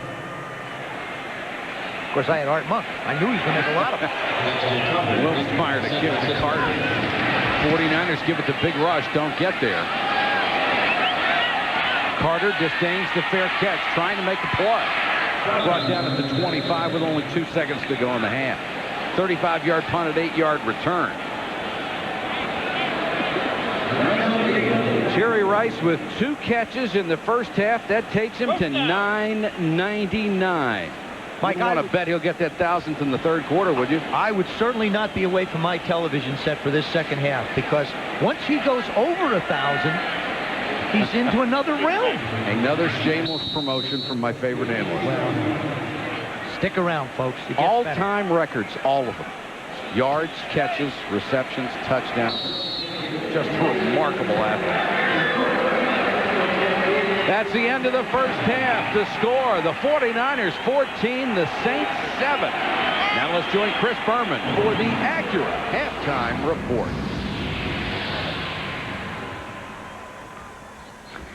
And welcome to our Acura halftime report. This is Chris Berman on the set of ESPN News. And thank you, Michael, for the toss. Hope everybody's enjoying our first game of our 10th season of Sunday Night Football.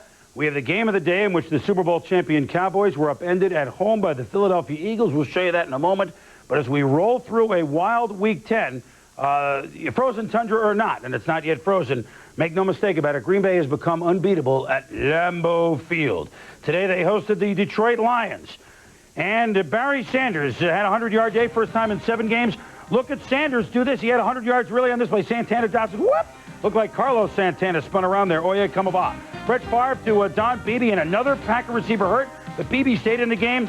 And Favre, who did not throw a touchdown pass last week, first time in 18 games, threw 4 today, 28-18 Packers of the Lions. They're the only 8-1 team pending Denver on Monday night. Redskins at the Bills. This is the run of the year in the power variety. Derek Holmes carries not 1, not 2, not 3, not 4, not 5, not 6, not 7 skins. Jim Taylor never did it better. Fourth quarter. Derek Holmes, he and Thurman Thomas each had a 100-yard day. The Bills close to 500 yards in offense. Jim Kelly, effective at quarterback, 38-13. Buffalo scored over 60 points in the last 6 quarters. Rams at the Steelers. Last year he played for the Rams. Jerome Bettis battered the Rams. 50 yards for the touchdown, 129 on the day.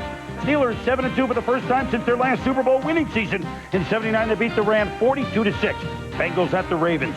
Vinny Testaverde and the Ravens led at 21-3, but, quote, the Ravens nevermore. Jimmy Spencer, a pick for the Bengals. Corey Sawyer, a pick for the Bengals. Even Big Daddy Dan Wilkinson, a pick for the Bengals. And eventually the Bengals would come from behind and beat the Ravens 24-21. Ashley Ambrose with the last interception. Houston going for the game-winning field goal, fourth quarter, game time at 16 at Seattle. But Al Del Greco's field goal blocked by Michael McCrary. He has the presence of mind to lateral to a faster man. Robert Blackman does go all the way. Seconds to go, 67 yards. Seahawks over the Oilers, 23-16. Panthers hit the Falcons. Falcons last team not to win this year. But Jamal Anderson, after a cough up on the Panthers special teams, 32-yard run. Anderson, 109 on the day. 10-0 Falcons. The second-year quarterback of Carolina, Kerry Collins, left the game with a knee injury. Steve Berline, this was not a great performance by the veteran Berline. Boom! Panthers lose and the Falcons win for the first time this year, 20-17. Cardinals at the Giants. Danny Erie Cannell replacing an injured Dave Brown. To Thomas Lewis. Cannell to Lewis. You can't stop him. The Giants beat the Cards 16-8. The Buccaneers at the Bears. Third quarter. Bucs lead 10-6. The wildest play of the day. Eric Rett into the red zone. It's a fumble, but no one knows it except Vincent Smith. Go! Go! There he is. The whistle never blew. He's off to the races inside the 20-yard line. That led to Raymond Harris. One of his 118 yards. Chicago wins 13-10. They're 4-5. Chiefs at the Vikings. History day for Marcus Allen. Marcus, second carry. Going to pick up 8 yards, and he passes O.J. Simpson for 7th all-time now. O.J. standing at 11,236. Here's more impressive. Touchdown, Allen. 110th rushing touchdown, ties Walter Payton, number 1 all-time. Chiefs, 2 touchdowns. Greg Hill beat the Vikings 21-6. Bolts and Colts. Jim Harbaugh had not been picked off in 178 straight passes. Oi, Gouveia. Kurt Gouveia with the pick. Kevin Ross with the pick. Terrence Shaw with the pick and the dive. Sean Lee, even the big fella, gets in action. 4 interceptions. Chargers take the gift. 26-19. Big game for Junior Seau. Miami at New England. Patriots up 21-17 in the fourth quarter. Drew Bledsoe, simple dump to the tight end. Where are the defensive backs on this play? The lineman isn't going to chase him down. Then, amazing Technicolor Dreamcoats. Gone. Bledsoe 419 yards. The Patriots roll over the Dolphins 42-23. This halftime report is presented by Acura, where you'll find that luxury doesn't have to be boring. When we return, the Eagles and the Cowboys, a surprise in Big D, and other sports news, including a visit against his ex-mates. Larry Johnson, the Knicks against Charlotte. Stay with us. Super Bowl champion Dallas Cowboys, they had won 4 in a row. They beat their old boss, Jimmy Johnson, last week, looking at San Francisco and Green Bay the next couple of weeks. Oh, here comes the Philadelphia Eagles, who they've beaten 9 out of the last 10 times. Well, I'll tell you what, Philadelphia had other ideas today. Ray Rhodes' squad, Ty Detmer, they were playing with poise, especially after Herschel Walker got the opening kickoff of the game from Gary Anderson, and I tell you, he's got a convoy. Herschel almost goes all the way until he is finally pulled down by the former Niner Don Griffin, but sets up a touchdown by Emmitt Smith. Ty Detmer, yeah, why don't I run it in? He does so. Good block by Guy McIntyre. 14-10 Eagles at the half. Now, Troy Aikman has thrown an interception to set up a leading field goal, 24-21. Then watch this play. Under a minute to go. Picked off by James Willis, lateral to Troy Vincent. It's going to go 90 yards in the books, 104 yards all told. Can you believe this? Dallas goes in for what they thought was the win. Instead, it's the Eagles that salted away 31-21.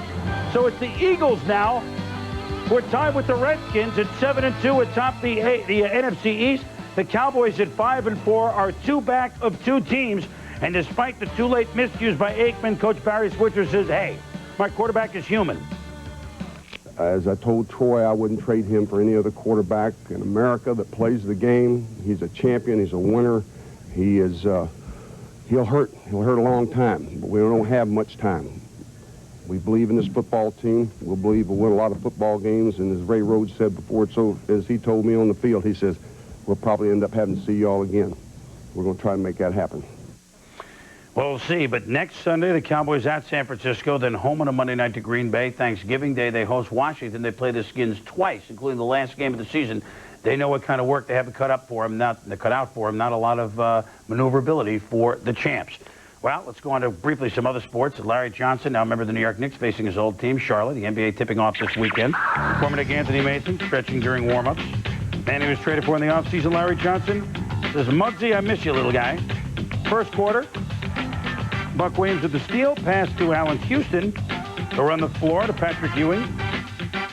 And Larry Johnson for the slam. Knicks led it 37-11. Larry Johnson, well, why not? Take it over, Anthony Mason. Knicks win 113-86. This one was a 34-point lead at the half, and it was the proverbial laugher. Also in New York, 29,000 runners across the Verrazano Narrows Bridge. Thank goodness they didn't have to pay a toll. The men's winner was the Italian runner, Giacomo Leone. Here he is crossing the finish line, and the second place at a time of 2:09:54. The women's winner, Arnuda Katuna. That's a tremendous name. It deserves a nickname, but, you know, it's the marathon. I give him the nod for going to 26:3:85. And Leone and Turbo Tumo, 1-2 in the men. Katuna and Fiaccioni, 1-2 for the New York City Marathon. Congratulations to everybody that ran in the New York City Marathon. We are at halftime. Jerry Rice touchdown called back, but a historic evening in the making. The Niners lead the Saints 14-7 at the half. Back to New Orleans after this. You're looking for a sign on where to buy a used car? Look no further than these. Tom Scott Used Cars in Caldwell has certified used vehicles. Now, that's a plus because each Tom Scott certified vehicle undergoes a thorough 120-point inspection process, has a 5-day unconditional one-time exchange policy, a 1-year roadside assistance program, and a full 30-day limited warranty. So stop by Tom Scott Used Cars in Caldwell today. When your choice just got better. What is Home FX? Home FX is 4 shows under one roof with 4 experts. That's us. Plus me, your ever-curious host. Each show is filled with practical information for real people with real lives. How to raise kids and stay sane. How to fix up your house. How to take the mystery out of medicine. How to grow an affordably fabulous garden. So drop in and see what's happening at Home FX. Weekdays, 3:30, 2:30 Central.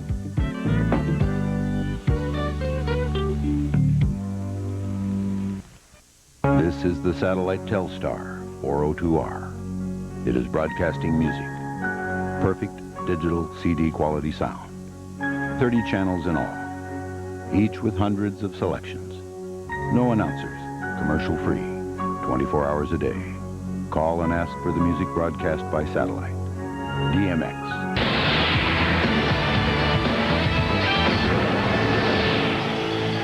Welcome back to New Orleans, where the 49ers are leading the Saints 14-7. Mike Patrick, Joe Theismann, Mark Malone, and the hardest working crew in television as we debut ESPN Sunday Night NFL in 1996. Doug Bryan set to kick off. to Dexter Carter. Back there with Derek Lavelle. Carter from the 3. Dexter Carter slips the tackle and then goes down at the 13-yard line. Great coverage by rookie Gerard Cherry. There's a marker down on the play.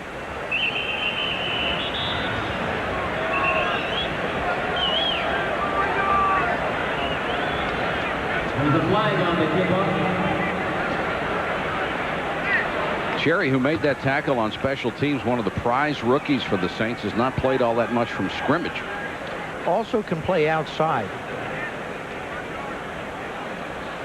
Personal foul on the kicking team, number 53. 15-yard penalty, first down. That's on Don Davis, a backup linebacker, and Bobby April really upset about it. He wants to know what's going on. What happened? What'd you do?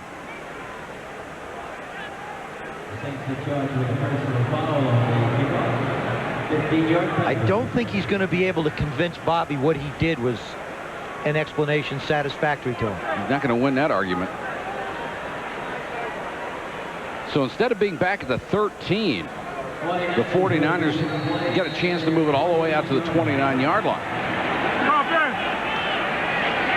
If you just joined us, Jerry Rice, one catch away from the unthinkable. 1,000 catches in his career. Toss to William Floyd. Kirby with a nice block. Floyd high steps his way for a first down out at the 39. Good block by Sean Manuel, the tight end. Rushing yards, the big difference. Nearly a 100-yard advantage for San Francisco and almost 100 yards advantage in total yards in the first half. And Michael, the one thing that we show here, look at the sacks. 2 by San Francisco, 4 by the Saints. But look at time of possession. This has been an area where the Saints have really struggled. But in this game, they're controlling it by almost 5 minutes. And they come in worst in the league in time of possession, and they have had a terrible takeaway to giveaway ratio. They've not turned the ball over tonight. Play action by Young. Knocked away. Nice defensive play by Mark McMillan, who stepped in front of Terrell Owens. You know, he may not be tall in stature, but boy, he plays big. You know, he reminds me a lot of Darrell Green. Exactly what I was thinking. Such great abilities. Look, he lays off, reads Young. Look at him break on the ball. Look at his speed.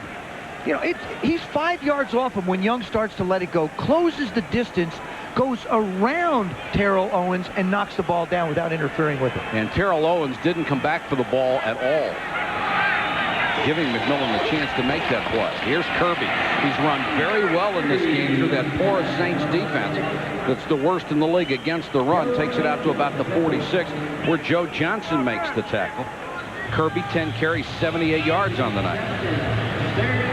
Ronaldo Turnbull has checked in for the New Orleans defense. Turnbull, who got into a shouting match on the sidelines in the first half over lack of playing time. I'll tell you what's scary, Mike, is the 49ers have run the ball 16 times for over 150 yards, almost 10 yards a carry. Lavelle, the single setback. And Derek Lavelle will get the carry. Runs through one tackle across midfield to the Saints 48. It's a first down. If I was the San Francisco 49ers and I was Mark Trestman calling these plays, I would not throw a pass now until I absolutely had to. I mean, Jesse Sapolo, Chris Dolman, number 67, Frank Pollock, number 75, your left guard, your right guard and right tackle. Brent Jones doing a job blocking. I mean, the offensive line, feed them. Let them either act as a feeding frenzy. Keep in mind, Pollock is in there for Barton. Here's Kirby, not much this time, gang tackled after a gain of almost 4. So even in a play that didn't work all that well, they get 4 yards out. There it is. They used to take snapshots, then they used to have a wire running down to the press box. Now you got a full-color fax machine down there. They put it together, and all of a sudden you come off, you're sitting there, and you're studying fax. You know something? I don't know if I could have done that. I don't know if I could have done that. I mean, they could fax out the score if they wanted. They wouldn't even have to look up. 49ers came in 12th in the league, averaging 107 yards, 161 tonight. Young with a quick set, throws in the flat to Kirby. He's a great receiver. Terry Kirby makes the first man miss and get a first down. Terry Kirby, last year in Miami, #1 on the team with 66 catches. Excellent hand. I was talking to him down on the field during warm-ups. He said, you know, Joe, he said, I'm home. He says, I'm home. He and my young son, Patrick, down in Miami, used to work out a lot. And he says, hey, it's great to be here. It's great to be in this organization. A little bit of a rhythm now for the 49ers. Looks like they're starting to get a little bit of a rhythm. Fred Stokes, #71, checks in for New Orleans, trying to give some of the starters a breather on the defensive line. Handoff straight up the middle. This time they go to Anthony Lynn, the third-year man out of Texas Tech, getting his first carry, and Rufus Porter, who's just back from injury, makes the tackle. Mark Trestman, the offensive coordinator. There's his play selection. 19 rushes, 19 passes. You talk about tough shoes to fill. First, you got Bill Walsh sitting over your shoulder half the time. Then Mike Holmgren does a terrific job. Mike Shanahan does an incredible job. And now he has to come in and do a job for George Seifert. I mean, to me, they're the biggest shoes in football to have to fill, be the 49ers offensive coordinator. 2nd and 4. Movement early. It looked like Lavelle got a quick start. And this will go against San Francisco. Prior to the snap, false start. Offense, #74. 5-yard penalty. 2nd down. Going to call it on left tackle Steve Wallace. There is the resident genius of this offense, named as an administrative assistant to the coaching staff. What he really does is his involvement right now is he sits down with Mark Trestman, the offensive coordinator, and basically maps out the first 20 plays, and every now and then makes a suggestion. That's about it. 2nd and 9. 4-man rush. Swing it to Lavelle. He dropped the football. McMillan coming up quick from the corner. Porter was also out there, and the throw was a little low. Michael, you know how you pick out certain plays in a game and you say this is a big play, like the decision to punt the ball there when Rick Venturi decided that was a big play for the Saints. This is a big 3rd down for both the Saint defense and the 49er offense. This is a crucial play in the game. The Saints not the kind of team that can come back from big deficits, you would imagine. They're already down 7.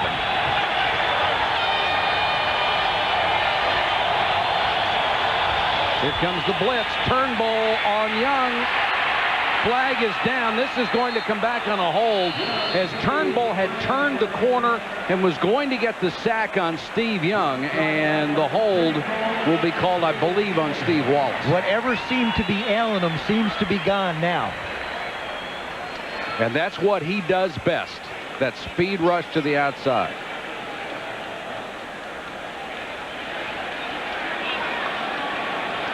Holding, offense, #74.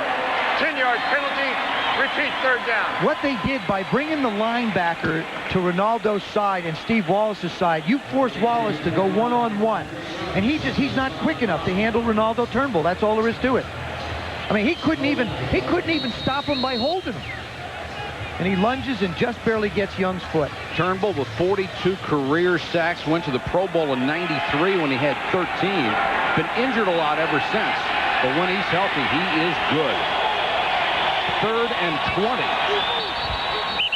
Flag down, and I think this will cost the 49ers another 5 yards. They're going in the wrong direction. Prior to the snap, false start. Offense, #74. 5-yard penalty. I got to tell you, 3rd down. they're running out of toes to shoot off. 3 tough plays in a row for Steve Wallace. Motion, holding, motion. Well, it's Ronaldo Turnbull. Yes, sir. I mean, he knows he's not quick enough, and he's trying to get an edge on the corner, and he can't. Now would be a great time for Turnbull to start that outside move, get Wallace thinking, because now he's concerned, and boom, come back up inside. Now would also be a great time to put a tight end over there, which they've done. Terry Kirby, the setback on 3rd and a mile. Turnbull does try to go inside, can't get there. Young to Floyd in the flat. And the Saints did a nice job. They just wanted to make sure they didn't give up the big play, and they did not. And the key was they didn't give up enough yards also to get them into field goal range so they could take a shot at one. See, guys set people up. Ronaldo's been coming hard. Now he starts up. Boom. See Wallace how he moves outside? Wallace knows this is his favorite rush, but now he just powers him down into the pile.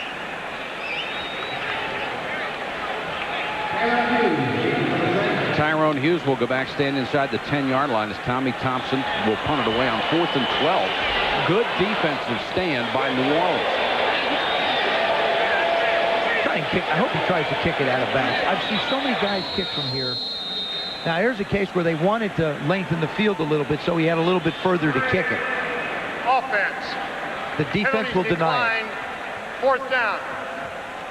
This is almost like the intentional walk anymore. Except, you know, as a hitter, you're not given the option to deny it. True. In other words, you got to go to first. And the Saints are going to make him pooch it from closer range.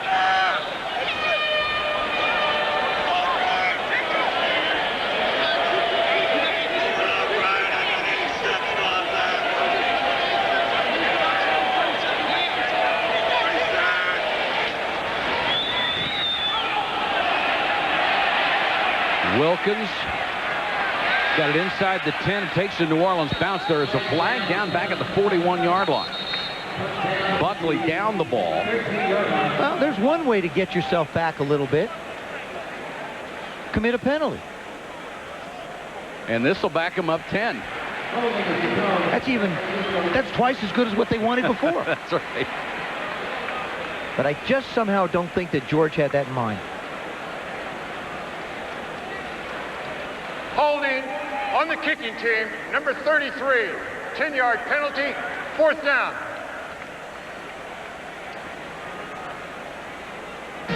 The worldwide leader in sports brings you the first 24-hour all-sports news network. ESPN News is now the place to turn for breaking news and in-depth stories in the world of sports. To get ESPN News, call your local cable operator or satellite program provider.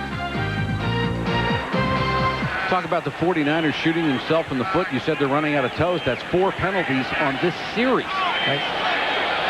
They're almost out of a foot right now. Thompson with another chance. Big rush. They don't get to him. Fair catch signal. Hughes is run into, and that will be another penalty on the 49ers. Buckley, for some inexplicable reason, just ran right over Hughes. Well, what Buckley was trying to do is he was trying to get in position to be able to down the ball once it hit the ground and stop it from going in the end zone. But he never paid attention to Tyrone Hughes. George Stewart, the special teams coach, who's done a sensational job for the 49ers, can't be happy with this series. Boy, and you're right about the job he's done. Interference with the opportunity for a fair catch, number 28 on the kicking team. 15-yard penalty, 1st down. Well, Hughes is not a big guy, but it's pretty tough to miss the fact that he's there at all. You're right, he never saw him. The legendary Chalice of Malta has never come cheap. In 1238, it was captured by 10,000 Celts. In 1512, it took an entire armada. And in 1703, it took an arranged marriage to the daughter of Charles V, the older one. But luckily, if you want the Golden Chalice of Malta, all you need is the golden card of Visa, with extraordinary purchase power for extraordinary things. It's even mightier than the sword. Visa Gold, it's everywhere you want to be. This is the Silicon Prairie, where we get 30,000 calls a day here at Gateway 2000. How come? Because it was the best value. I got my money's worth. We built the computer that I needed. I needed a high-performance machine, and that's what I got. And they were great. I felt comfortable right away. Great big boxes, look like a cow. I got a fork. Gateway computers feature the Intel Pentium processor. So call 1-800-GATEWAY and ask for our free video. Isn't it time you called?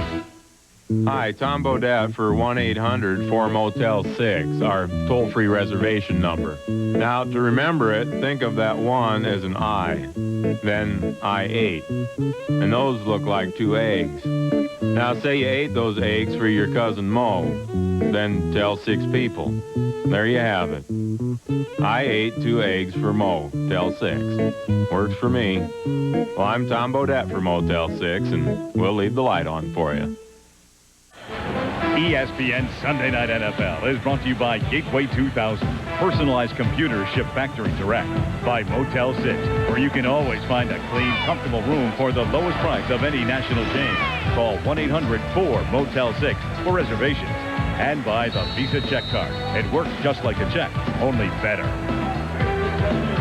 49ers may get together and burn that section of tape. They had a 9-play drive that covered 55 yards, but they lost 45 on 5 penalties. Saints take over at their 26, back to the ground game with Zellers. Gets 3 out to the 29.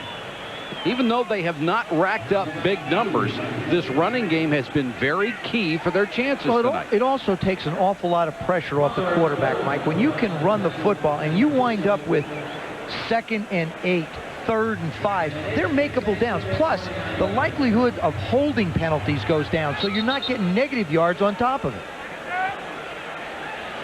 Bruce Arians looking at his sheet. His team averaging only 82.6 a game on the ground. Tied for last. Zellers again. Met at the hole, and a big shot by Young and McDonald. It's unbelievable how fast the safeties read and support for the 49ers. Merton Hanks and Tim McDonald, once they get their keys, they take off. And I asked Merton why he does stuff like that. He says, because I don't want backs like, for example, Ray Zellers in this game, but Eddie George in last week's game. He says, I don't want them getting ahead of steam and coming at me. I want to get them before they get going. Well, especially Zellers. He's around 235. 3rd and 6 now for the Saints. We approach the 7-minute mark in the 3rd quarter. Whittle is in as the 3rd down back. 4-man rush. Everett stands in the pocket, throws. Haynes kept the pattern going, and the ball was thrown short.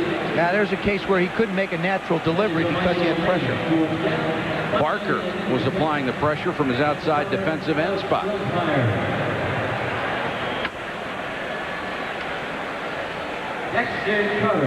Vic Barker up from the Vikings is a free agent to give them the pass rush from the outside to complement their inside players, as well as getting Dolman from the outside. That's Dexter Carter. He's waiting back at his 23 for Wilmsmeyer. High and short. Carter comes up, makes the fair catch outside the 32-yard line. 37-yard punt, no return. San Francisco with the lead and the football. When we come back, Jerry Rice needs 1 for 1,000. On November 12th, $1 million will be on the line, and only 4 guys get a shot at it. The champions of golf's 4 majors, head-to-head, in an event you can't see anywhere else but TBS. The MasterCard PGA Grand Slam of Golf, November 12th and 13th, in prime time, only on TBS.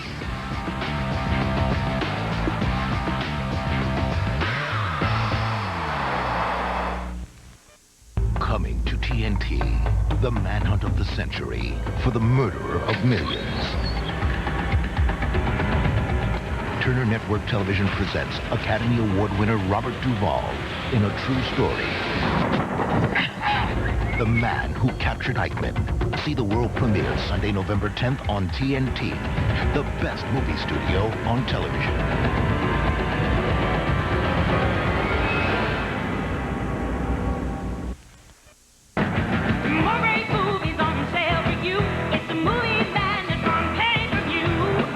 Jean-Claude Van Damme has Fists of Fury in the epic martial arts block and headbuster, The Quest. And you can see it for just $2.99 on pay-per-view. Forget the lines and the late charges. See The Quest for just $2.99. So pull up a chair, because TCI is bringing it home on pay-per-view.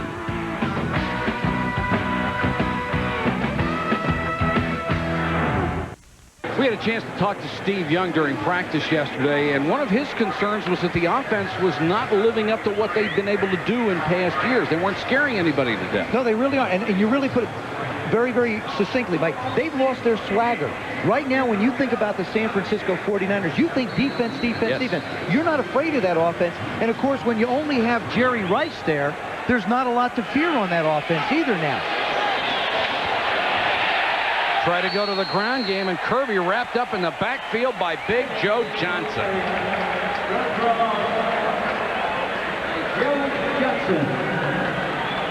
Johnson's made a couple of big tackles tonight. The Saints defense, I think, has really benefited from the fact that they haven't been on the field all night tonight. Absolutely. They are fresher. And when you look at their statistics, in the first 8 weeks of the season, there's only been 1 or 2 runs in a game that really drives that number up, that makes them look as bad as they do. Brent Jones playing tonight for the first time since the 3rd game of the season. Kirby on the sweep. Johnson again. Chased him down from behind.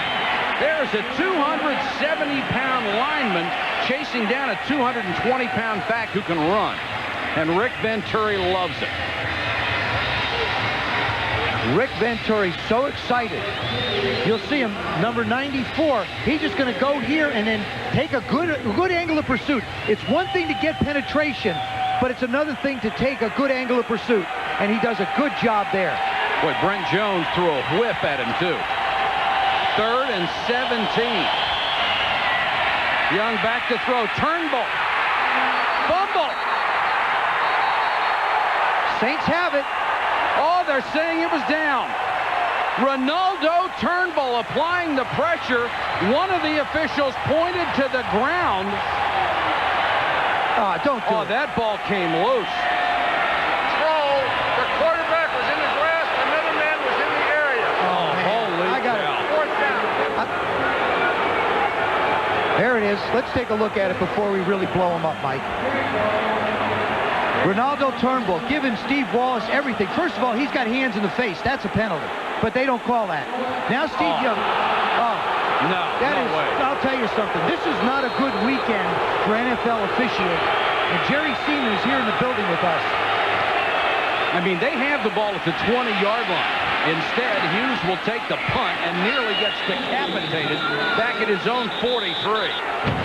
30-yard punt and no return, and the fans are on their feet booing. They had a great chance to tie up this game. This is the Pentium processor inside the PC that runs the CD-ROM that lets you plan a vacation by taking a virtual tour.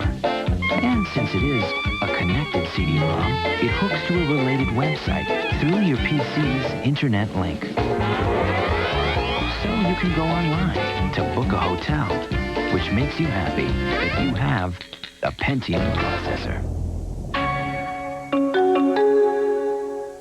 Kid, you got the talent, but you got a problem. You're too nice. I'm gonna make you bad. Okay, Mr. Lambert.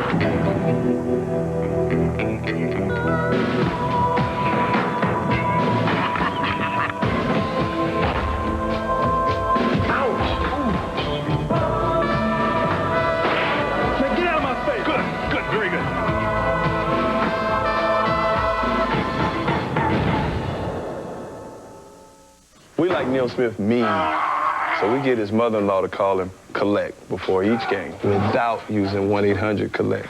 Could have saved you some serious cash, Neil. 1-800-COLLECT. Save the people you call up to 44%. Roll into Pep Boys right now and get a full set of 4 70,000-mile tires for just $169. That's any size, any 4 70,000-mile tires in stock for just $169 at Pep Boys now. They've got the longest winning streak in Division I, but Josh Walwork and the Wyoming Cowboys have to run the table to play ball in January. They'll line up with the Aztecs under the Thursday night lights. Wyoming, San Diego State, Thursday at 8 on ESPN. While we were away in commercial, the referees were getting it from the New Orleans Saints coaching staff big time. There's Jim Haslett, the defensive coordinator. He's explaining to Gary Lane, the referee, what went on. And you know something? Jim Haslett is 100% right. Gary Lane and the officiating crew just blew one big time. The Saints recovered the fumble at the 19-yard line. Instead, they have the ball back at their own 45. Zellers gets 4 to the 49. Let's go back to the play. They called that Steve Young was in the grass. You'll see by the replay he was not. They said he was in the grass and somebody was near him. Now, you tell me when he's in the grass. And look at the football. This is, I mean, it's a darn shame. You're doing an injustice to the guys that play this game if you don't do a better job of officiating it. And Joe Johnson was right there to recover the fumble after Turnbull's second sack. Play action. And Everett never had a chance. Coming clean was Bryant Young, the defensive tackle. Somebody just flat missed Bryant Young. Mike, that's going to happen at least 1 or 2 times a game. He's that good a defensive tackle. And that quick. You can't block greatness. Watch it, right up the middle. He just splits a double team. They try and block down on him and can't get it done. That was Ed King, number 61, and just couldn't get in front of him. 3rd and 17 for New Orleans. And right now, this crowd is in a hostile mood. The 3rd sack by the 49ers. 4:22 to go 3rd quarter.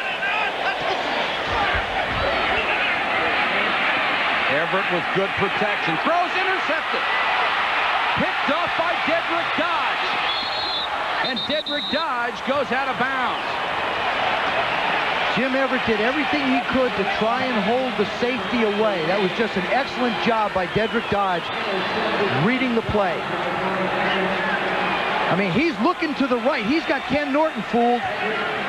But Dedrick Dodge, as all the safeties do for the 49ers, they like to go from back to front and break on the ball. And what a turnaround. Instead of being in the red zone with the football, the Saints back up to their own 44 and then throw an interception. Yeah, but now your defense has got to come up big. You can't use that as an excuse because the game's going on. You got to play hard.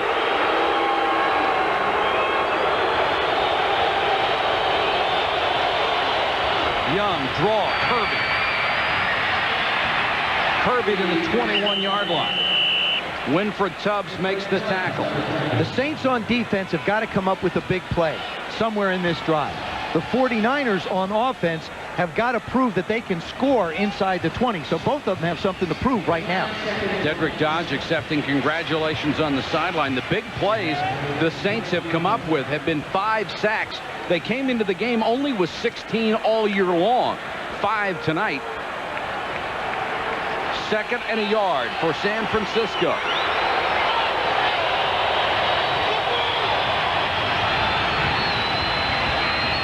Play action by Young. The tight end down to the 15, Brent Jones, with only his 5th catch of the entire season. Not the ideal situation, Mike, how they wanted to work Brent Jones back into the game. But, of course, Ted Popson got dinged and he was out. For years, the 49ers have been the best team in football inside the 20. Not this year. 20th. I mean, they were 2nd, 1st, and 5th. What a precipitous drop. Young, pressure. Throws incomplete. Floyd won the flag, and he gets 2. Come very late. Winfred Tubbs was there. Of course, they came in after he wanted them. Late flag, too. Rick Venturi out on the field, upset about that one. Defense, number 54. Automatic first down. I thought Tubbs hit him a little early. Yep, he might have. The flags came in a little late. Tubbs got there a little bit early. Here he is right in the middle, number 54. He comes in. Yep, absolutely. I guess the only thing you'd like to see is if it happens, get it out there a little quicker. They got to take him. They can't have him tucked down too deep now. Another first down, mark it at the 12.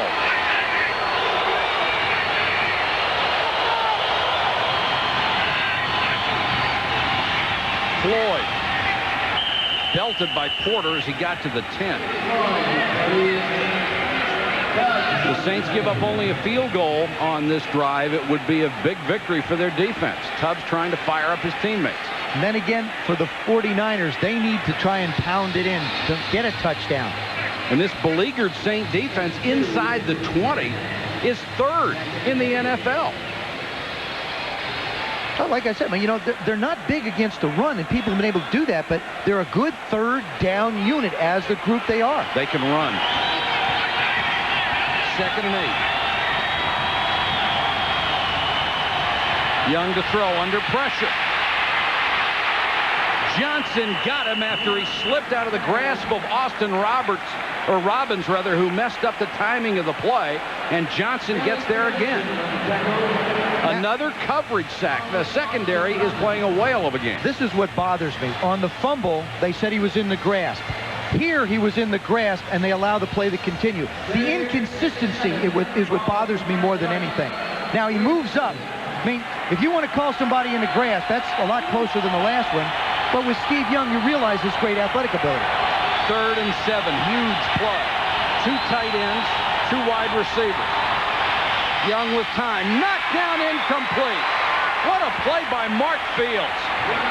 Fields, another one of those linebackers who can run. That is the one thing that Jim Haslett pointed out to me when we were visiting. He said all of our linebackers are really good in coverage. Every one of them. Tubbs, Fields, they all have the ability to cover. There's a nice job. Now remember, you saw his hand on Brett Jones. But the thing is as long as he isn't pulling him, and this was something that Jerry Seaman, the head official, pointed out to us, it is not considered a penalty. Wilkins, who is hit from 34 and 35, will try from 27. And he's got it. Wilkins 3 for 3. And San Francisco takes advantage of the Dedrick Dodge interception, and the Niners lead by 10. By moving Intrepid's wheels toward the corners, we made it stable and sure-footed. Now we're moving in a slightly different direction. The new Dodge Dakota. It's full of surprises. For Caravan, we invented new ways to stash your stuff. Now we're building more bins and boxes, and a great new place to put them. The new Dodge Dakota. It's full of surprises. Remember last winter? Winter driving is easy with the help of your Treasure Valley Big O tire stores. Big O has the complete selection of snow tires, studded snow tires, traction tires, chains, and more to keep you going through winter. And with Big O's express lane service, most vehicles are in and out in a matter of minutes. Finance your snow tire purchase with 90 days interest-free, same as cash financing OAC. It's winter driving made easy with help from Big O. A reputation you can ride on Big O tires. With 7 Treasure Valley locations. This is the satellite Telstar 402R. It is broadcasting music. Perfect digital CD quality sound. 30 channels in all. Each with hundreds of selections. No announcers. Commercial free. 24 hours a day. Call and ask for the music broadcast by satellite. DMX. Digital Music Express. Music from the stars. Let's go inside the numbers presented by Visa. The topic, individual record. Former quarterback and kicker George Blanda has 19, the 3rd most ever. Number 2, Miami's Dan Marino. He passed his way to 21. And number 1, the great Jerry Rice, proud owner of 28 regular and postseason records, an NFL all-time best. And Jerry Rice trying to become the first man to 1,000. He needs one more catch to do that. San Francisco to kick off. Hughes, the deep man. 49ers by 10, a minute 11 to go, 3rd quarter. Hughes, 4 yards deep, no hesitation. He wants to come out. And he barrels across the 20 to the 23-yard line. 1:01 to go, 3rd quarter. 49ers 17, Saints 7. Would a man attack the peak of K2 if a remarkably soft pair of pants were placed there? Would a man tread the lip of a volcano for pants that were pure cotton, yet wrinkle-free? Would a man brave the trackless Sahara for pants that were suitable for work and play? A man would, if he were a fool, because he could go to the store and say, yes, I'd like to try on the ultimate pant, new by Hager. Besides, your wife won't let you go to the Sahara anyway. If you think stress is tough on you, consider your engine. Traffic jams, towing and hauling, even idling can lead to damaging wear. That's why Castrol is introducing Syntec Blend, the only synthetic blend that combines Castrol conventional oil and Syntec molecular components for greater protection than conventional oil in severe driving conditions, because too much stress can be fatal. Castrol Syntec Blend, added protection for severe driving conditions. If one more worker makes it through the day safely, still able to embrace a waiting child, still able to see the work that lies ahead. If one more accident never happens, then Travelers has done its job. We've made your job more secure. In business, as in life, what we all need, insurance from Travelers provides. Something to hold on to. Welcome back. William Rope in our spotlight tonight, the fine left tackle. And what a left tackle he is, especially in the run. Take a look at this against Stubblefield coming off the ball. The premier tackle walls him off inside. Again, Stubblefield with Dombrowski, creating room for the running back. And then, here we go, coming off the ball on the touchdown and walling things back inside. Here's what the Saints have done so far rushing with the football. 19 carries, 43 yards, a touchdown. Behind Rowe, 9 carries, 25 yards, a TD. Opponent tackles 2. He's getting the job done, and they can't panic, Mike. They've got to continue to run the football with 16 minutes left. Mark, I agree with you. Let's see what they do on this series. They've got the 2-back set again, and Everett is changing the play. Zellers gets a couple out to the 24. That is something that Jim Everett told us, Joe, that he feels more comfortable making checkoffs at the line of scrimmage because they don't change personnel and formation so often. He's got the same guys in there. He can do more. Exactly. And Mike, most people would think that that would be easier for a quarterback in the passing game, but where it's really easier for him is in the running game. Saints, 117 yards in the first half, -2 in the second half.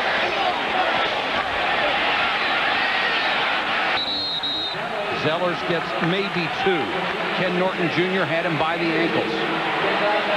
Trying to reestablish the ground game, and they'll face a 3rd and about 7. Well, I think that this is the way you have to do it. You get a chance now to talk it over. It's going to be the end of the quarter, and it's 3rd and 7, 3rd and 8. You got to be able to make these. The last thing you can afford is a big mistake here that puts the game out of reach. End of 3 quarters, 17-7, 49ers.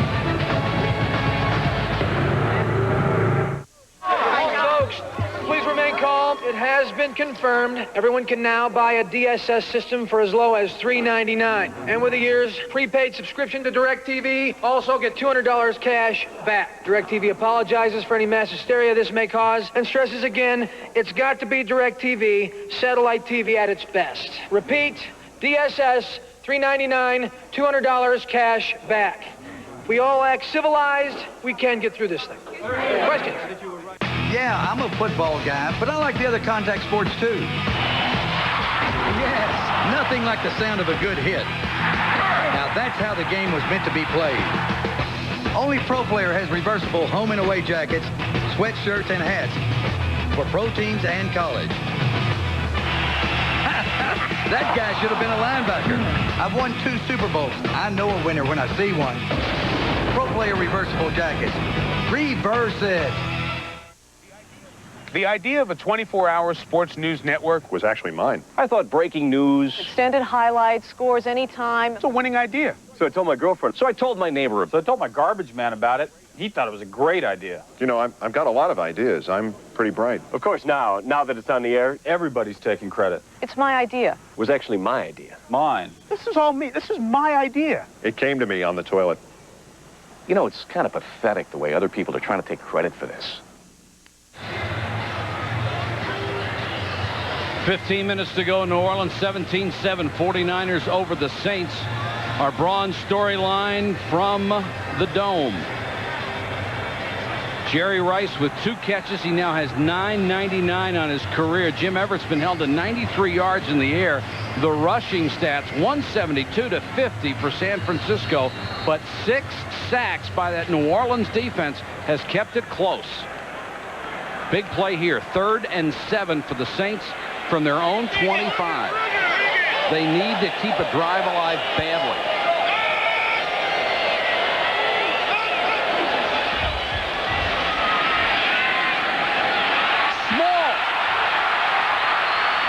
To the 47-yard line. Nice job by the offensive line. They gave Jim Everett time, and Small came across the middle. And an excellent job by Jim Everett just delivering the ball any way he can. Watch the passing lane that is created right up the middle. There it is, right up. Look at that lane. Look at this lane. He has to look. Now the receiver's going to come across, and he's just going to zing it. I mean, you just got to get it there somehow. He does a nice job. Good job by the O-line. Rofe, Dombrowski, and McCollum on the left side of that line did a fine job. Big first down for New Orleans to 47. They want to throw on first down. Everett looks deep. And into double coverage, knocked away from Paul Green, the tight end, who was open momentarily. Well, that shows you the range of Merton Hanks. Now, remember, Hanks is a converted corner. He can really run. Paul Green was down the middle, but Merton Hanks runs in front of him and breaks it up. There's number 36 coming in. Now, he's not there.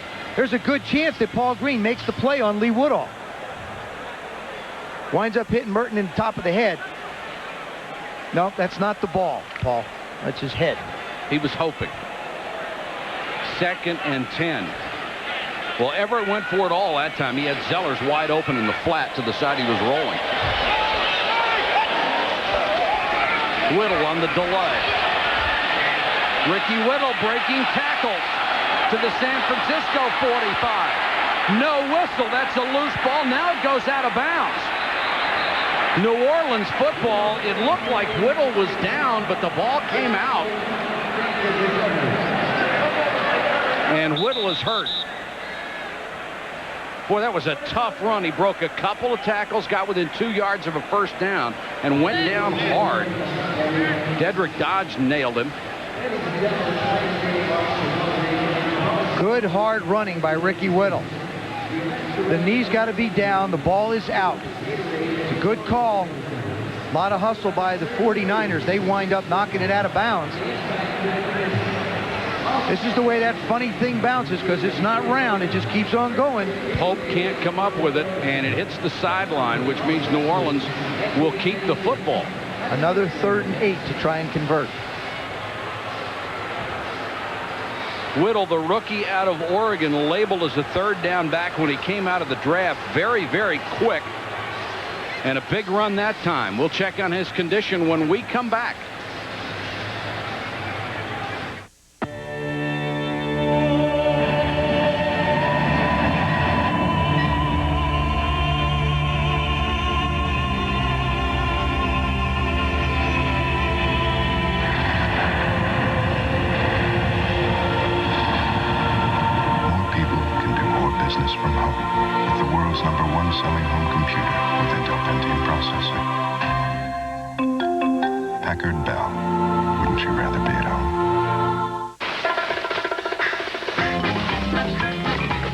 Odyssey has a fold-away rear seat.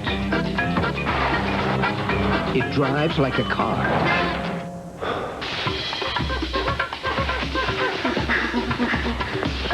It even has 4 doors. Perfect for the family on the go. It's hunting season, Ted! Hello! The Odyssey from Honda. What would happen if the Democrats controlled Congress and the White House? Been there, done that. Remember? The largest tax increase in history, more wasteful Washington spending, a government-run health care scheme. The liberal special interests aligned with Clinton desperately want to buy back control of Congress. They've spent over $35 million across the country on ads for Democrats. If we give the special interests a blank check in Congress, who's going to represent us? ESPN Sunday Night NFL is brought to you by Honda. Vehicles designed to help simplify your life. By Crispy Wheaties and Raisins. Try Crispy Wheaties and Raisins, the raisin cereal with the big crunch. And by Packard Bell, the world's #1 selling home computer. 13:58 left in the game. 49ers by 10. Mike, don't be surprised if San Francisco tries to go after, Pete Carroll tries to go after Everett if he comes out with the spread. I mean, they've given him enough time to stand back there. Now I think you might want to put a little more pressure on him. 3rd and 7. Here they come. Good protection from the line. Everett airs it out to Haynes. Haynes makes the catch. Michael Haynes took it away from Tyrone Draper. Holy cow, what a play by Haynes. offensive line did a tremendous job picking up the blitz. They did. They blitzed inside. They feel like Everett has trouble with people in his face. So Pete Carroll decides he's going to bring both inside backers. Everett hangs in there. It wasn't a good throw. It was a great catch. You've got to have people make plays. And Michael Haynes' forte is his speed. So it's a little out and up. The ball never gets there. But he muscles his way inside to make the play. What a great job by Haynes, outrunning Drakeford and then getting through Drakeford. The extra point makes it a 3-point game, 17-14. Michael Haynes with his second longest reception of the year, 50 yards and a touchdown to make it a 3-point contest. Check this out, the Dodge Ram Club Cab. You see them everywhere these days, and look at the great selection of new 97s Curtin Hal has on the ground right now. Curtin Hal, yes, the quiet dealer and winner of the Award of Excellence for 5 consecutive years, knows how to treat you right. You'll find quality products and competitive pricing, and deal with folks with a reputation for honesty and fairness. Curtin Hal. Stop on in Caldwell. Cars do more than get you from one place to the next. They're part of memories forged in childhood. Special moments spent together. Fond farewells. But as we all know, the journey doesn't always go as planned. And that being the case, it's good to have the peace of mind you only get from a familiar face on the road. Owned by people you know.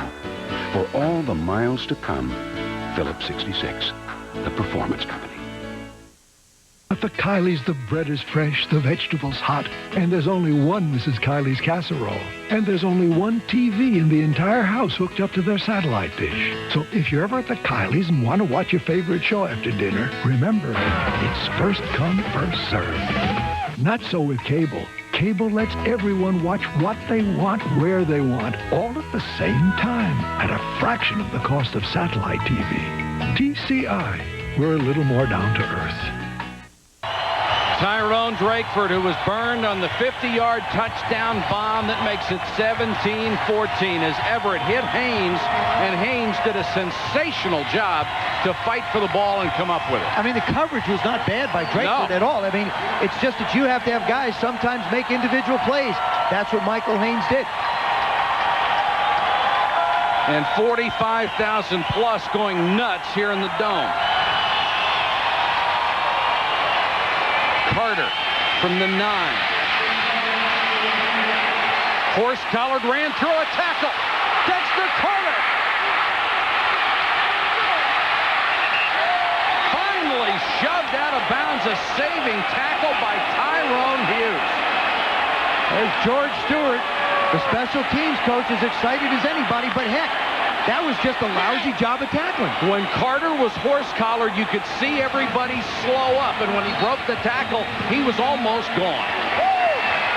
Bobby April, the special teams coach, he's looking at it. Watch the tackle come from the right side of the screen. There it is, number 53, just doesn't wrap him up. Davis can't quite hold on to him. Now Hughes, now look, he's going to slow down like he's going to straight arm him, and he wound up catching him on the 21. 71-yard return. And it's up to the Saints defense again.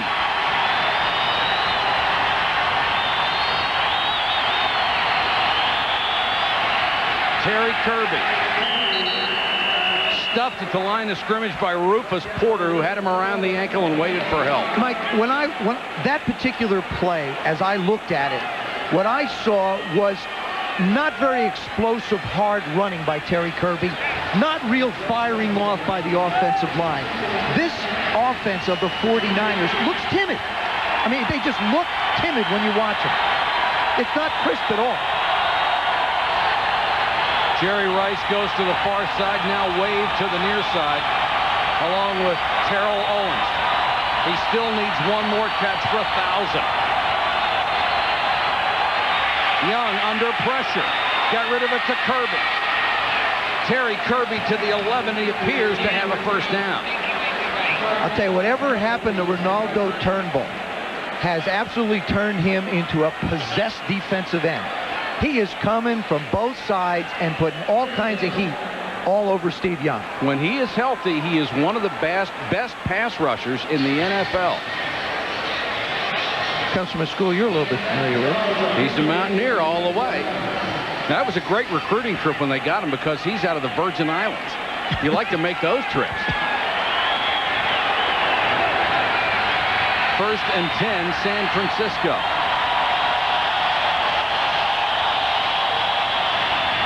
Young on the roll. Floats it and in over the head of Brent Jones. I think that's the hardest throw to make. Steve could have run, could have put a move on, but what he tried to do is get the defensive guy to commit to him, and a little basketball dunk. It's going to be coming right at you. Down the lower side, McMillan backs up. There's Brent. All right, now I'm going to make the linebacker commit, and I'm just going to dunk it, except that you forget that momentum is going to carry the ball. 2nd and 10 from inside the 11-yard line. Terry Kirby is out as a wide receiver. Rice is in the slot. Dropped by Floyd. Floyd was open in the flat. Right there with him was Anthony Newman. They wouldn't have gotten more than a couple of yards out of the play anyway. Yeah, but they'd have gotten down at least to the 5-yard line. Now, I mean, now you almost got to get in the end zone to wind up with the touchdown.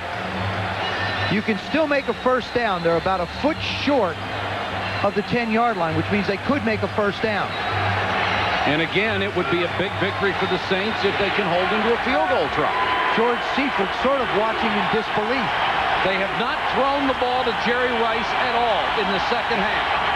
Not once.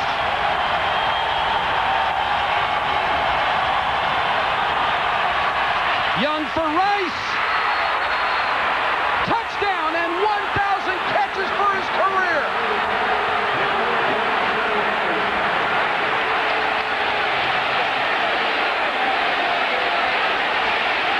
Hold him, Mike. Another conference. One official signaled touchdown.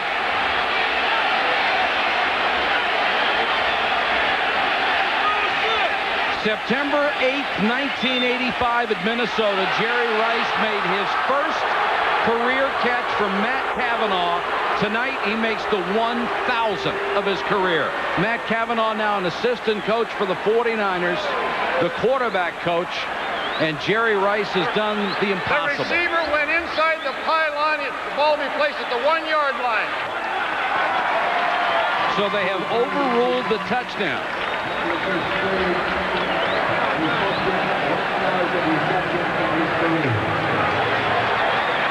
We get to see history being made right here, folks. 1,000 catches from Jerry Rice. He goes hard inside, does a good job of working. Eric Allen said he had to be smart against him. Makes the catch, heads for the pylon. And I got to tell you, that's a good call by the official. That ball does not break the plane. He's inbounds. The ball is caught, and his foot steps out before the ball breaks the plane. Fairly wide open for down there now. If the ball breaks the plane when his foot's inbounds, even if it's outside the pylon, it would have been a touchdown. Right. But his foot went out of bounds. And this might not be a first down. It could be 4th and inches. Nah, they got it. They got it short by an inch. I didn't finish the sentence. What do you do if you're George Seifert? You go for it.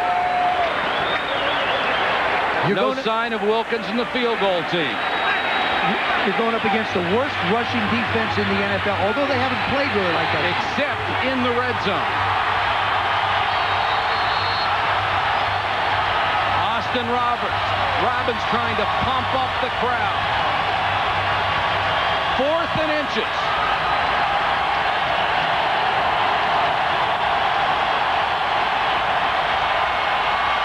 Young, quarterback keeper. No signal yet. No signal. The line judge and the head linesman are the men who make that call. Now the signal, touchdown.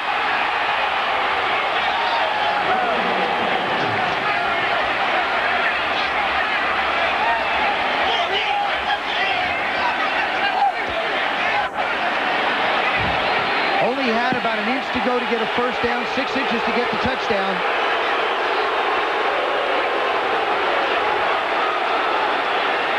Watch him go right up the middle.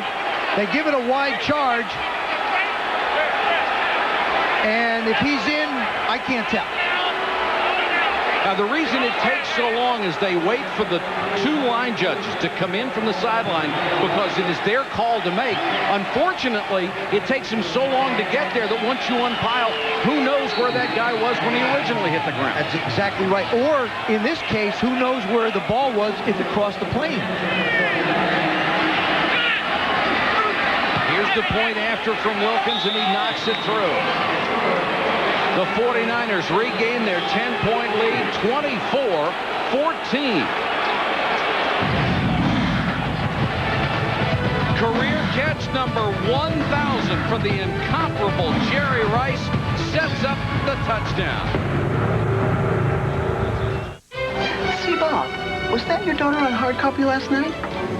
Hey, Bob, did you ever find your gold card? Hey, Bob, I hear your neighbor's suing you. Bob, your computer crashed. Hey, Bob, heard about your root canal. Bummer. Woo! Looks like you're stepping something, Chief. Life gotten a little crazy? Try the simple sanity of an Accord sedan. From Honda. Can MasterCard help stop a thief?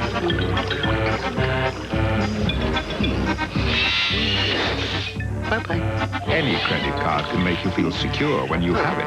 But how many can protect you as well as MasterCard when they're lost or stolen? Here you go. The answer lies in the tamper-resistant panel that MasterCard pioneered. It makes a stolen credit card practically useless. And your MasterCard even more secure. All right, gentlemen. Tomorrow, your butts are mine. Lights out. Miss, I'm hungry. Russell Athletic Wear is made to handle the toughest situations on and off the field. Hot dog. French fry. Hamburger. Tacos. Tacos grande. Pizza. Coach, going somewhere, ladies. Hard work. Dedication. Commitment. Get Russell Athletic. Get tough. Get up there, Lord, bud. Go, go. The McGinty boys watched their father develop a love of highlight films that can only be described as intense. When a special moment in sports happens and you capture it on film, it slowly becomes a part of you, a part of your soul. Jerry Rice has given his team a 24-14 lead. He makes his 1,000th catch. Puts the ball down at the 1.5-yard line, and then Steve Young takes it in. Hughes from the 7. Trying to get outside. Merton Hanks on special teams got him at the 29. When you think of all the great receivers in the game that are currently playing, Jerry Rice has more in his career than all of the receivers on 21 teams out of 30 in the NFL. All the receivers on 21 teams. That's unbelievable. I mean, he is absolutely unbelievable. Never has missed a game. 180 games, never has missed one. Worked out six hours a day, 5 days a week in the offseason. Play action by Everett. Go back with a screen to Zellers. Blockers in front. Nicely designed play, and Zellers got it out to the 35-yard line where Norton made the tackle. And Zellers didn't do anything cute. Didn't try and juke anybody. He just took off straight up the field. Knew he could get a certain amount of yardage, and he did. Everett sold it pretty well, too. Yep. Little play action. They've been running the ball on first down, so they come out, complement it with a little play action. Zellers 18 rushes, just 41 yards, but they continue to pound away. Another critical moment for the Saints offense. Down 2 scores. Zellers. First down to the 40-yard line. The best pregame show in the NFL begins every Sunday at 11:30 a.m. with Chris Berman and the gang on NFL Countdown. Then at 7 o'clock, all the highlights of all the games. That's on prime time. And at 8 p.m. Sunday night, we'll be in Carolina to watch the Panthers take on the New York Giants. If the 49ers win tonight, Carolina will be 2 games back in the standings. And how about them Giants? The resurgent New York Giants, left for dead, now back to within 1 game of 500. Straight back to throw. Everett with time. Throwing for Haynes, and it's intercepted by Hanks. Merton Hanks flying over from his safety spot made the pick. His 3rd interception of the season. That was absolutely just fantastic athletic ability. He stays with Jim Everett on that play. Hanks did, and just broke when he let it go. There's Merton Hanks. Whenever it looks that way, he's going that way. He just takes off flying. Everett's back. There's the break. Now Jim hangs this thing up. Look at the range that Hanks has. That's where all that speed and safety has helped him out so much. That was just pure athletic ability.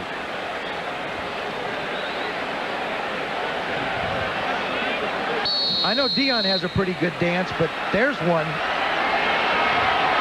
That reminds me of those little helmets the guys with the hat, they used to bounce back. Well, Merton has the neck to work with. I know. Well, that's the Big Bird dance. 2nd interception by the 49ers. Floyd breaks a tackle on the outside, pounds it out to the 36-yard line. Joe Johnson had him at the line of scrimmage and then lost him. 49ers backs tonight have broken a lot of tackles. They managed to get stopped 2-3 yards down the field, and all of a sudden they wind up with an 8 or 9 yard gain just because they have the ability to break a tackle. The Saints just terrible in creating turnovers. 1 interception on the season for their secondary. Jim Everett has thrown 2 tonight.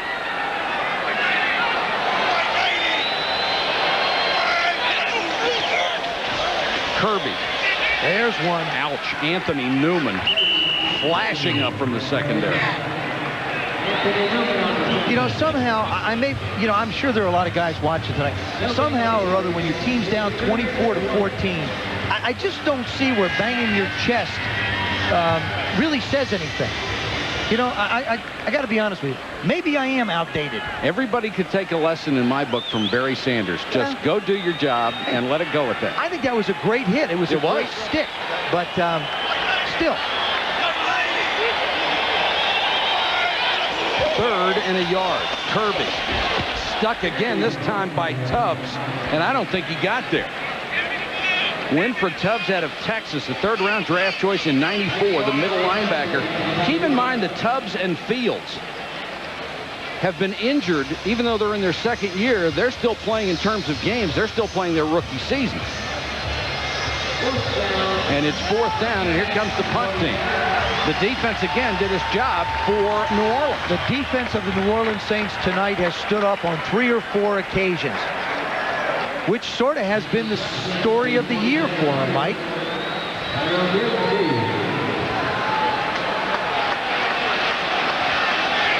Thompson to punt to Tyrone Hughes.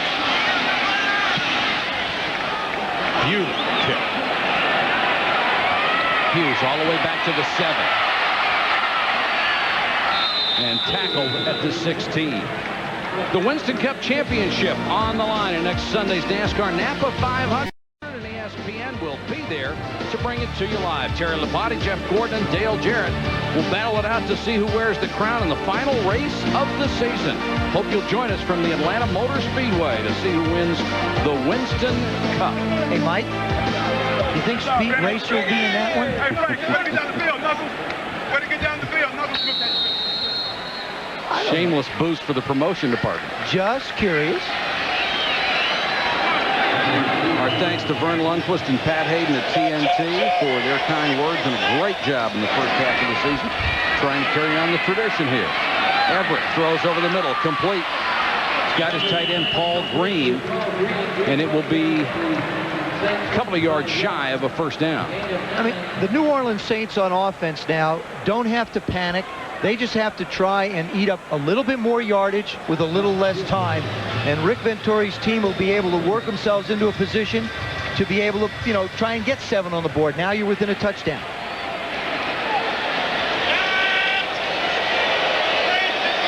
Zellers and Neal, the backs as they have been 95% of the time tonight. Zeller is trying to move the chains and gets it out near the 28-yard line. That will be a first down. Roy Barker made the tackle.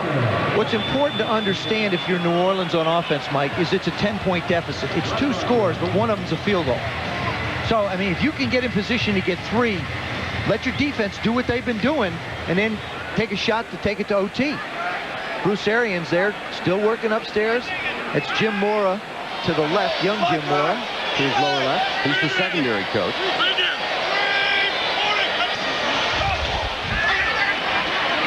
Good protection for Everett again, and Small can't get there as the pass is wide. He was wide open. Time a factor now with 6:13 to go in the game.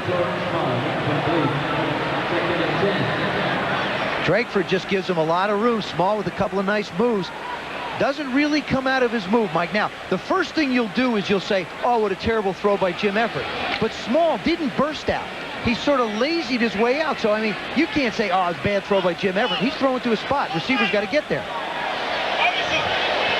Derek Brown checks in on 2nd and 10. Everett throws this time. Got Lusk. Lusk had a first down and gave it up. Hendrick Lusk at 240 and not exactly fleet of foot. Just needed to get that first down, and Rofe is down. The big Pro Bowl tackle took a shot on that one. Boy, you hate to see this. This guy is as good as they come, and he's a nice kid, too. Right there is William Rolfe. He's going to get watched down around the knees area.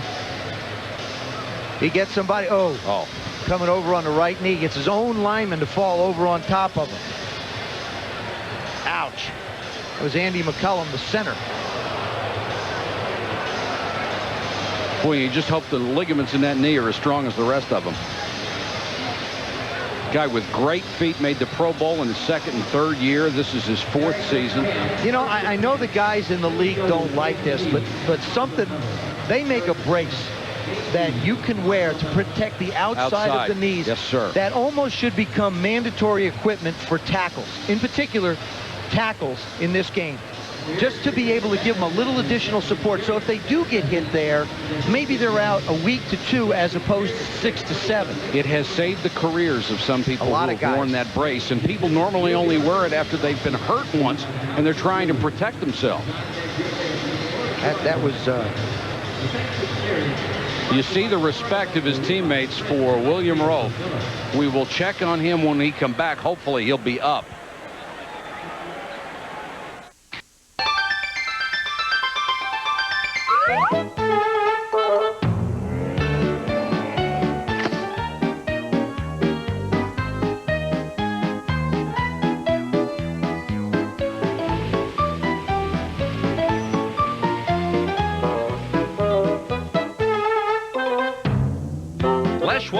Winter batteries to get you through for whatever you drive.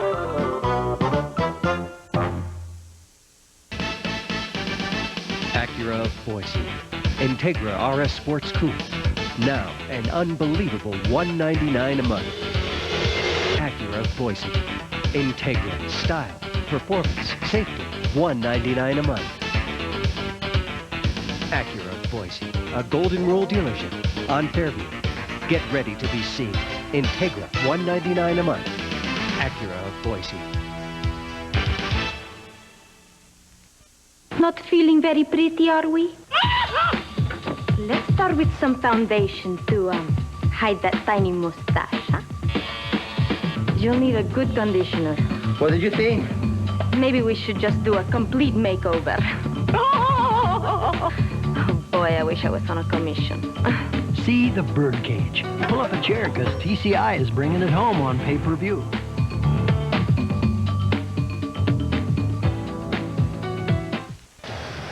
William Rolfe on the sideline with his team down by 10. He had his own lineman roll up on his right leg and cave his knee in from the outside, and he is in obvious discomfort after he got to his feet and they were helping him off. Watch, as he wants to get rid of these guys. I'm going to run off, and then ouch. No, I'm not going to run off.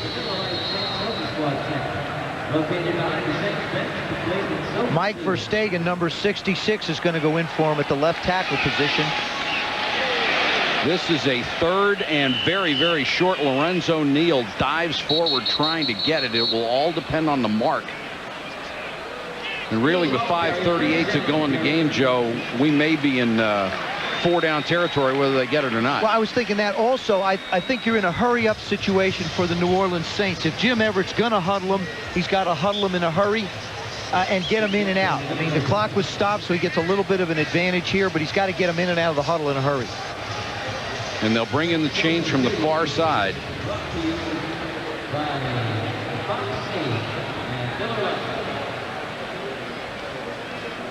And they have, no, it was going to be signaled a first down. The chain slipped.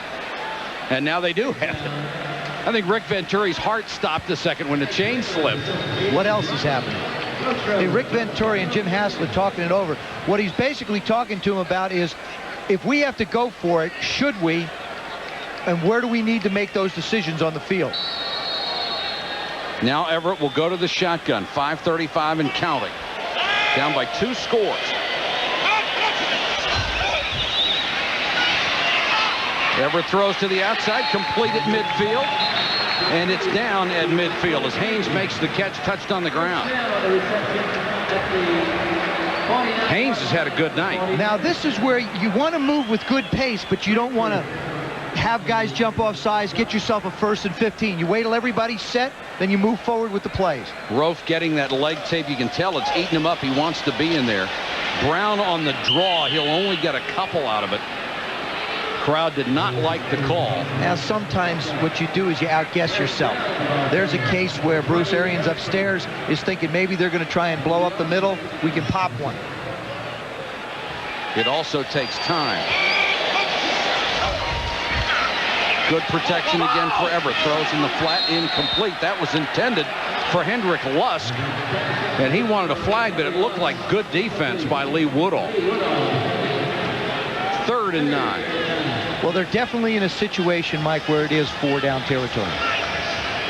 There's Rofe, and we can only hope that it is milder than it looks, and he'll be back for the next game. That is a quality guy and a quality player. Rick Venturi is certainly getting an excellent effort out of his ball club with all the turmoil and transition that's been on the last 2 weeks. The report on Rofe, a sprain. He will be x-rayed. Everett on a little roll. Throws, and it's complete, but that's going to be short of the first down as Lee Doremus stepped out of bounds, and now there's a flag down. Well, what happened on that play is you remember the under screen, the shuttle pass? If that happens, the offensive lineman released downfield. San Francisco defensed it. So Everett had to go upfield with it. You wind up with guys downfield. Good job by San Francisco's defense. They should accept it and take them back. Yeah, they smelled that one out immediately. Ineligible receiver on the passing team, number 60 downfield. 5-yard penalty, 3rd down. Craig Nowitzki was the guilty There party. he is. He's going to slide this way because the back's coming under and supposed to release. He gets downfield. Okay, he says, hey, look, I'm leading it. It's like a sweep. Well, hold it. What happened? Jim threw the ball. So now 3rd and 14 with 4:33 to go in the game.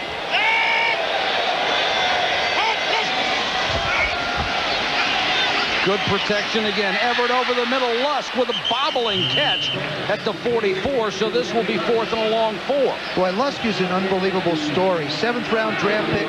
He was a free safety, a fullback, a tight end, and returned punts in college. Did it all. 6'1", 240 is a little big for a kick return guy, isn't it? I mean, but he doesn't, you know, he plays one side of the ball, free safety. He's a fullback. He's a tight end. Played his college ball at Utah. And now if the Saints have any hope, this is the play they have to make it on, 4th and 5. Now, the reason that Jim's put the headsets on is because Bruce Arians upstairs. Tomorrow night, Monday Night Football comes your way at 9 Eastern with a big game in the AFC West. The first place Denver Broncos, who are on a roll, visit the Oakland Raiders. They've won 3 straight. to pull even at 4-4 on the season, and they're back in it. What kind of play do you like here? You know what? That's why Arians was talking to Everett. It's got to be something that Jim feels comfortable with, and he likes. I like trying to work to the inside slot guys. I'd consider Lusk again because I think I got a good matchup. He's on Woodall, or maybe Lee DeRamus, who managed to get open on a third down before when I needed him. They spread the field with 4 wides. Everett under pressure. Dolman came free. Throws it up for grabs, and Torrance Small made the catch. It's very close to a first down. What a job by Everett as Dolman came in virtually untouched. Jim just kept backpedaling till he could see somebody downfield. And what a great job by Torrance Small looking at where his quarterback is. But the move that Dolman puts on is unbelievable. There's Verstegen. Mike Verstegen goes outside. It's a whiff. I mean, that's a mismatch. Verstegen's got to get something on him. That is the absence of William Rofe at that tackle spot. Everett. Some contact downfield by Merton Hanks against DeRamus. No flag. And Jim Everett is yelling in the direction of the official down there.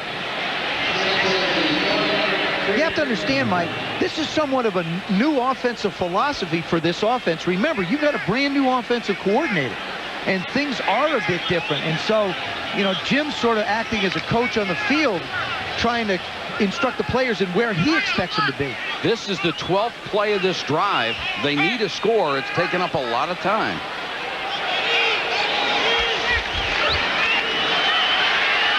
Against the blitz, Everett throws over the middle, complete down to the 28-yard line. Woodall will make the tackle on Lusk. It's a first down. You know, I'll tell you something. Hedrick Lusk is really showing me something tonight. I mean, he's working hard. You know Lee Woodall can run, and he's been on top of him, and he's just making catches. Clock running, the Saints with a good drive.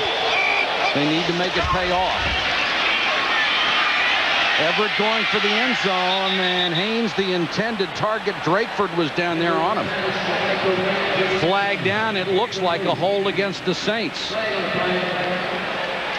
And it is.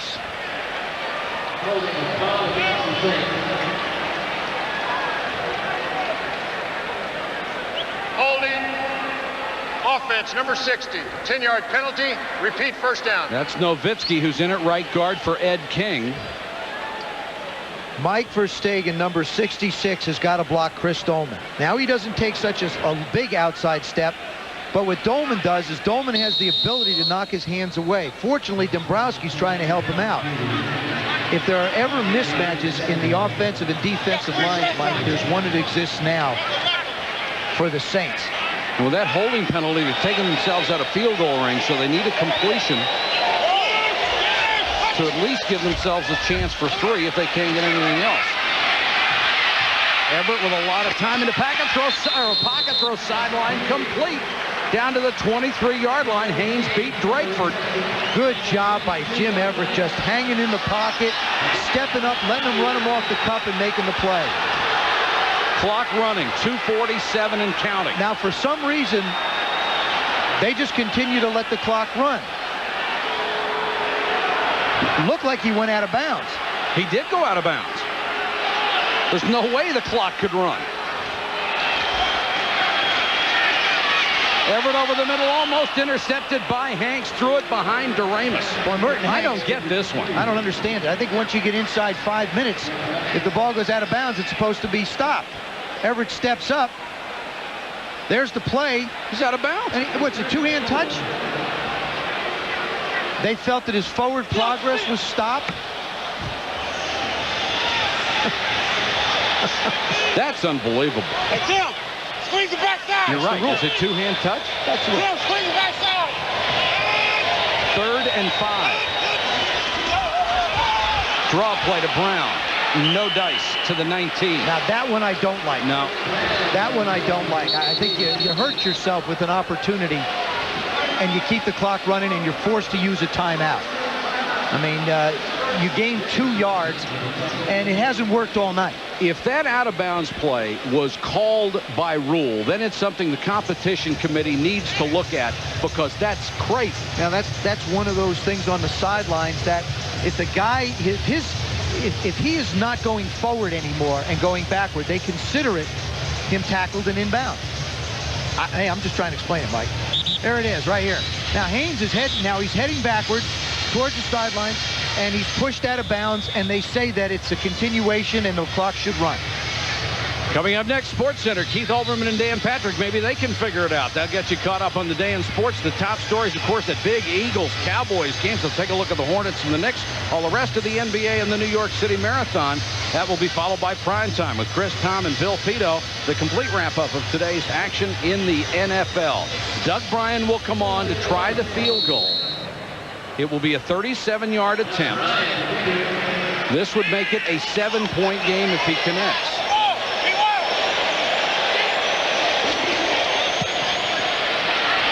And Bryan knocks it through to keep the Saints' hopes alive.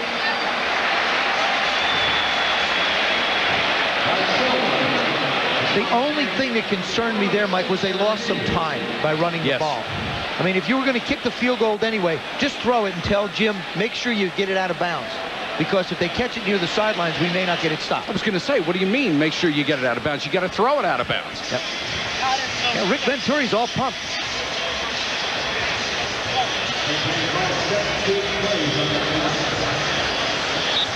One of the very big plays in this game, we'll call it the key play. Steve Young under pressure from Ronaldo Turnbull. The ball comes loose. They rule he was down. That ball was recovered at the San Francisco 19-yard line. The rule is that if he's in the grasp and someone else is near him, he's blown down. That's what the rule quarterback. The picture doesn't match the rule, but that's the way it was interpreted. So now a big time for both special teams. Both have had their moments tonight. And New Orleans looking like they may try a onside kick. And San Francisco has their hands team out on the field. One timeout left for the Saints. They would also get a stoppage at the 2-minute warning. They line up to go for the onside kick. They get the big bounce and almost got it back, but whistles are blowing the play dead. I don't think it's going to count. That's what you're looking for on an onside kick. We have seen this several times this year. The official said the ball has not been blown ready for play. What happens is they have to check with the official back behind the receiving team. He gives the signal and the go-ahead. Just because the official walks away from the ball doesn't mean it's ready.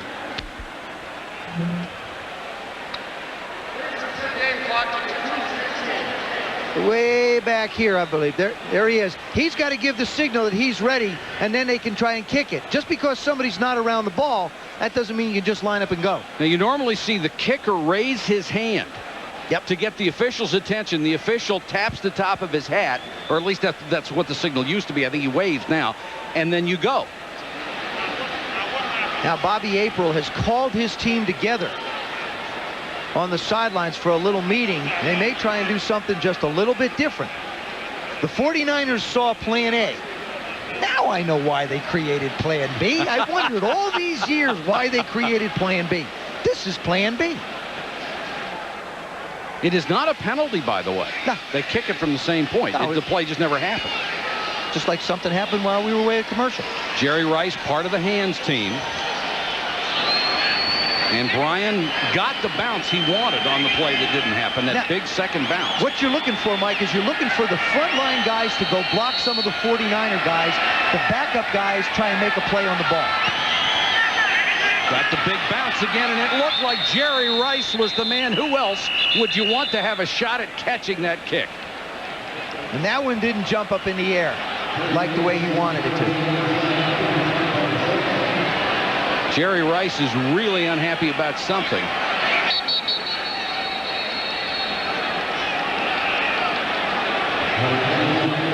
Well, if you're going to be in that situation, you are going to get hit. I can guarantee you that. Jerry came into the game not feeling real good, and that's the way he's going out of it, not feeling real happy. Number 80, right there on your screen. The ball's coming to him. It's in the air. He makes the play. There's nothing wrong with that. And they go in and hit him. There's nothing wrong with that hit. He's fair game. Yeah. But he obviously did not like it. And you know, it's funny. He's not pointing at the guys that hit him. They're on by him. He's pointing at the bench. But it's a big recovery for San Francisco with 2:13 to go. They have it at the Saints 43. New Orleans with 1 timeout and the 2-minute warning to stop it.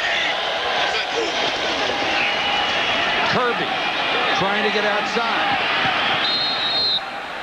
And they say he did not get out of bounds, got the knee down inside at the 40. Mark Fields made the tackle. We've reached the 2-minute warning. 49ers 24, Saints 17. It's not over yet.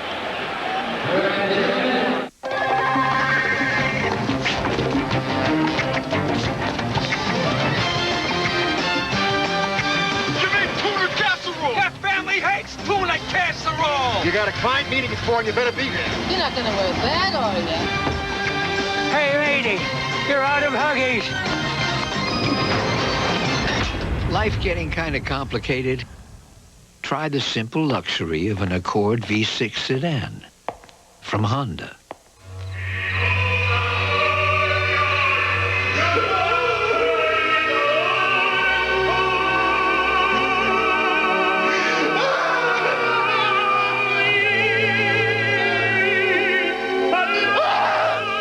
Sad, isn't it? Finding out you paid too much for your stereo. Circuit City, you can't find a lower price. We guarantee it. I am your son. The critics call Ransom a heart-pounding nail-biter. Get ready for the ride of your life. Mel Gibson in a Ron Howard film. Give me back my son! Ransom, rated R. Starts Friday, November 8th. Steve Young here. You know, Crispy Wheaties and Raisins has plump raisins, sweet flakes, and an incredible crunch. I love the crunch! Good crunch. Bad aim. Come crunch time, there's only one. Crispy Wheaties and Raisins.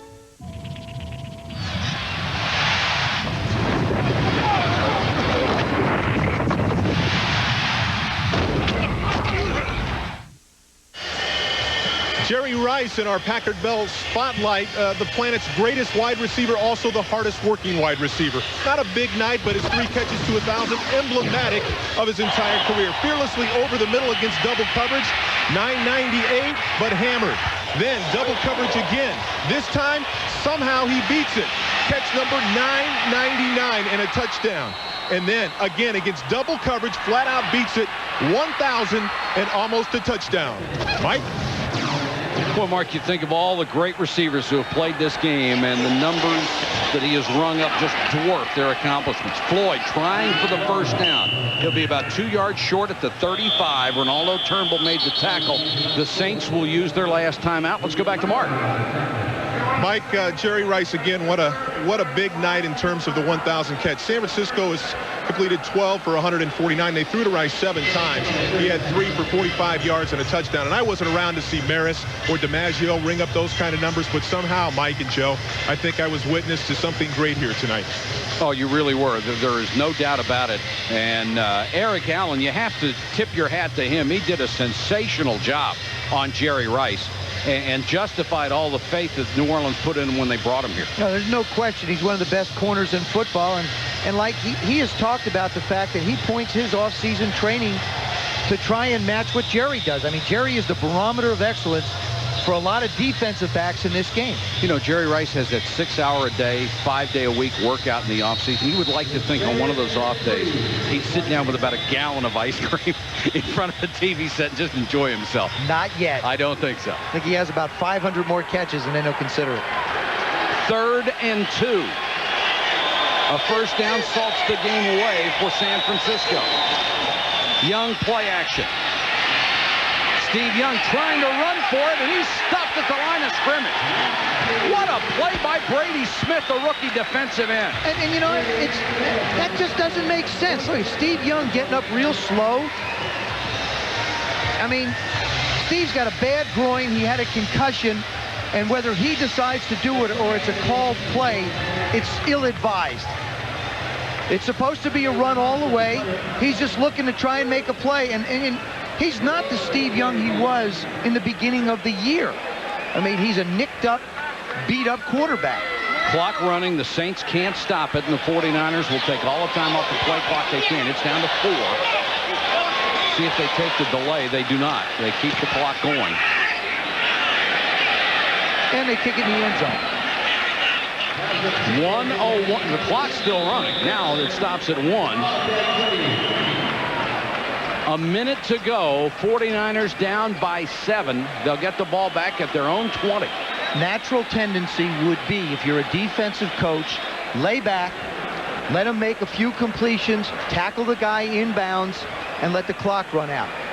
I don't see Pete Carroll that way. I think somewhere in the sequence of plays that he's going to play on defense, he is going to put pressure on Everett and make him try and throw an errant ball. If I said 49ers down by 7, check that. They're up by 7, obviously. The number's on Everett. The biggest number right now, the 80 yards he needs to go in a minute.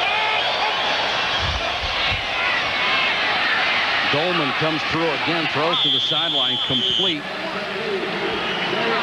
Dolman is just running free out there with William Rofe on the sideline. Good job by Everett to avoid the sack again, and he got it out to Brown. And this is tough, too, Mike. You could normally put a tight end over there to help him out. But the problem is you want to get as many receivers out because you anticipate they're going to cover with 7 and just rush 4. Verstegen, a third-round draft choice out of Wisconsin, playing behind Rofe. You can understand why he doesn't get too many reps.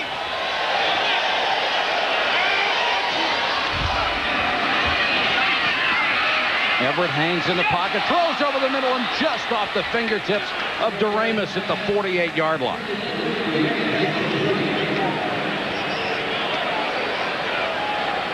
Doremus working out of the slot, trying to come inside. Everett steps up, tries to hang it up. He's got Merton Hanks beat. Just really mistimes his jump. You're right. Just went up a little bit early. He makes that catch there in midfield. Good concentration, though. You didn't see him looking around to see that he was thinking about getting hit, which he would have. 49 seconds left, 3rd and 6.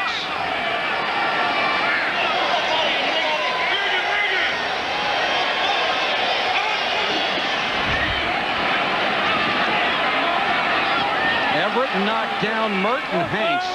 What a big night he's had. What a great free safety. I mean, he really is. You know, there are guys that are good free safeties. There are guys that are functional. This guy's just flat great. I mean, it's that speed of a corner. Look, it's the closing speed of a corner. I mean, he runs stride for stride. That's the advantage San Francisco has with him at safety. You don't have to make substitutions. Well, he was a very good corner. He is a brilliant safety. And it's interesting, they take Marquez Pope, who was a safety, make him a corner. 4th and 6, 44 seconds to go. Everett back under center. Small first down at the 36. They can't stop the clock. Just got to hurry up and spike it. He can spike it and probably get 3 plays off in the time that he'll have. 27 seconds to go. Now you have to try and get one to the sideline, Mike. What you're trying to do now, what Everett is going to try to do with this pass or the next one, is get himself somewhere just past midfield so that he can throw the big old jump ball into the end zone. And how many times have we seen that happen, particularly against the New England Patriots this year? They've had 3 or 4 of them. First down for Everett and the Saints. 3-man rush this time. Everett throws, knocked away from Doremus. Looked like Dedrick Dodge got the shoulder in there and shook the ball loose. Good throw. Yeah, good throw. He has not had a very good day catching the football. This one should have been caught. You've got to make these kind of catches. I mean, this isn't a bang-bang deal. Watch this. Goes right through his hands, and then somebody hits him. Got to make those catches. It's the second big drop he's had. He could have kept the drive alive earlier. Now 22 seconds left. 2 plays left for the Saints if they can complete one up past midfield or in the area.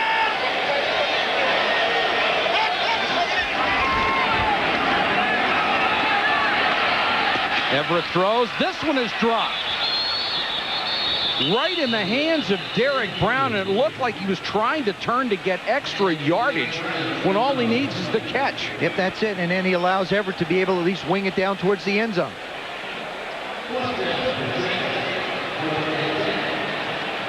Now 4th and 10 with only 15 seconds to go. Again, you're looking at trying to complete one to near midfield, get the first down, and have one play left. I don't know. You know, the best thing you may wind up with is a second or two. I'm not sure if they can do it. See, they can't complete a ball too long because they won't be able to get to the line to spike it.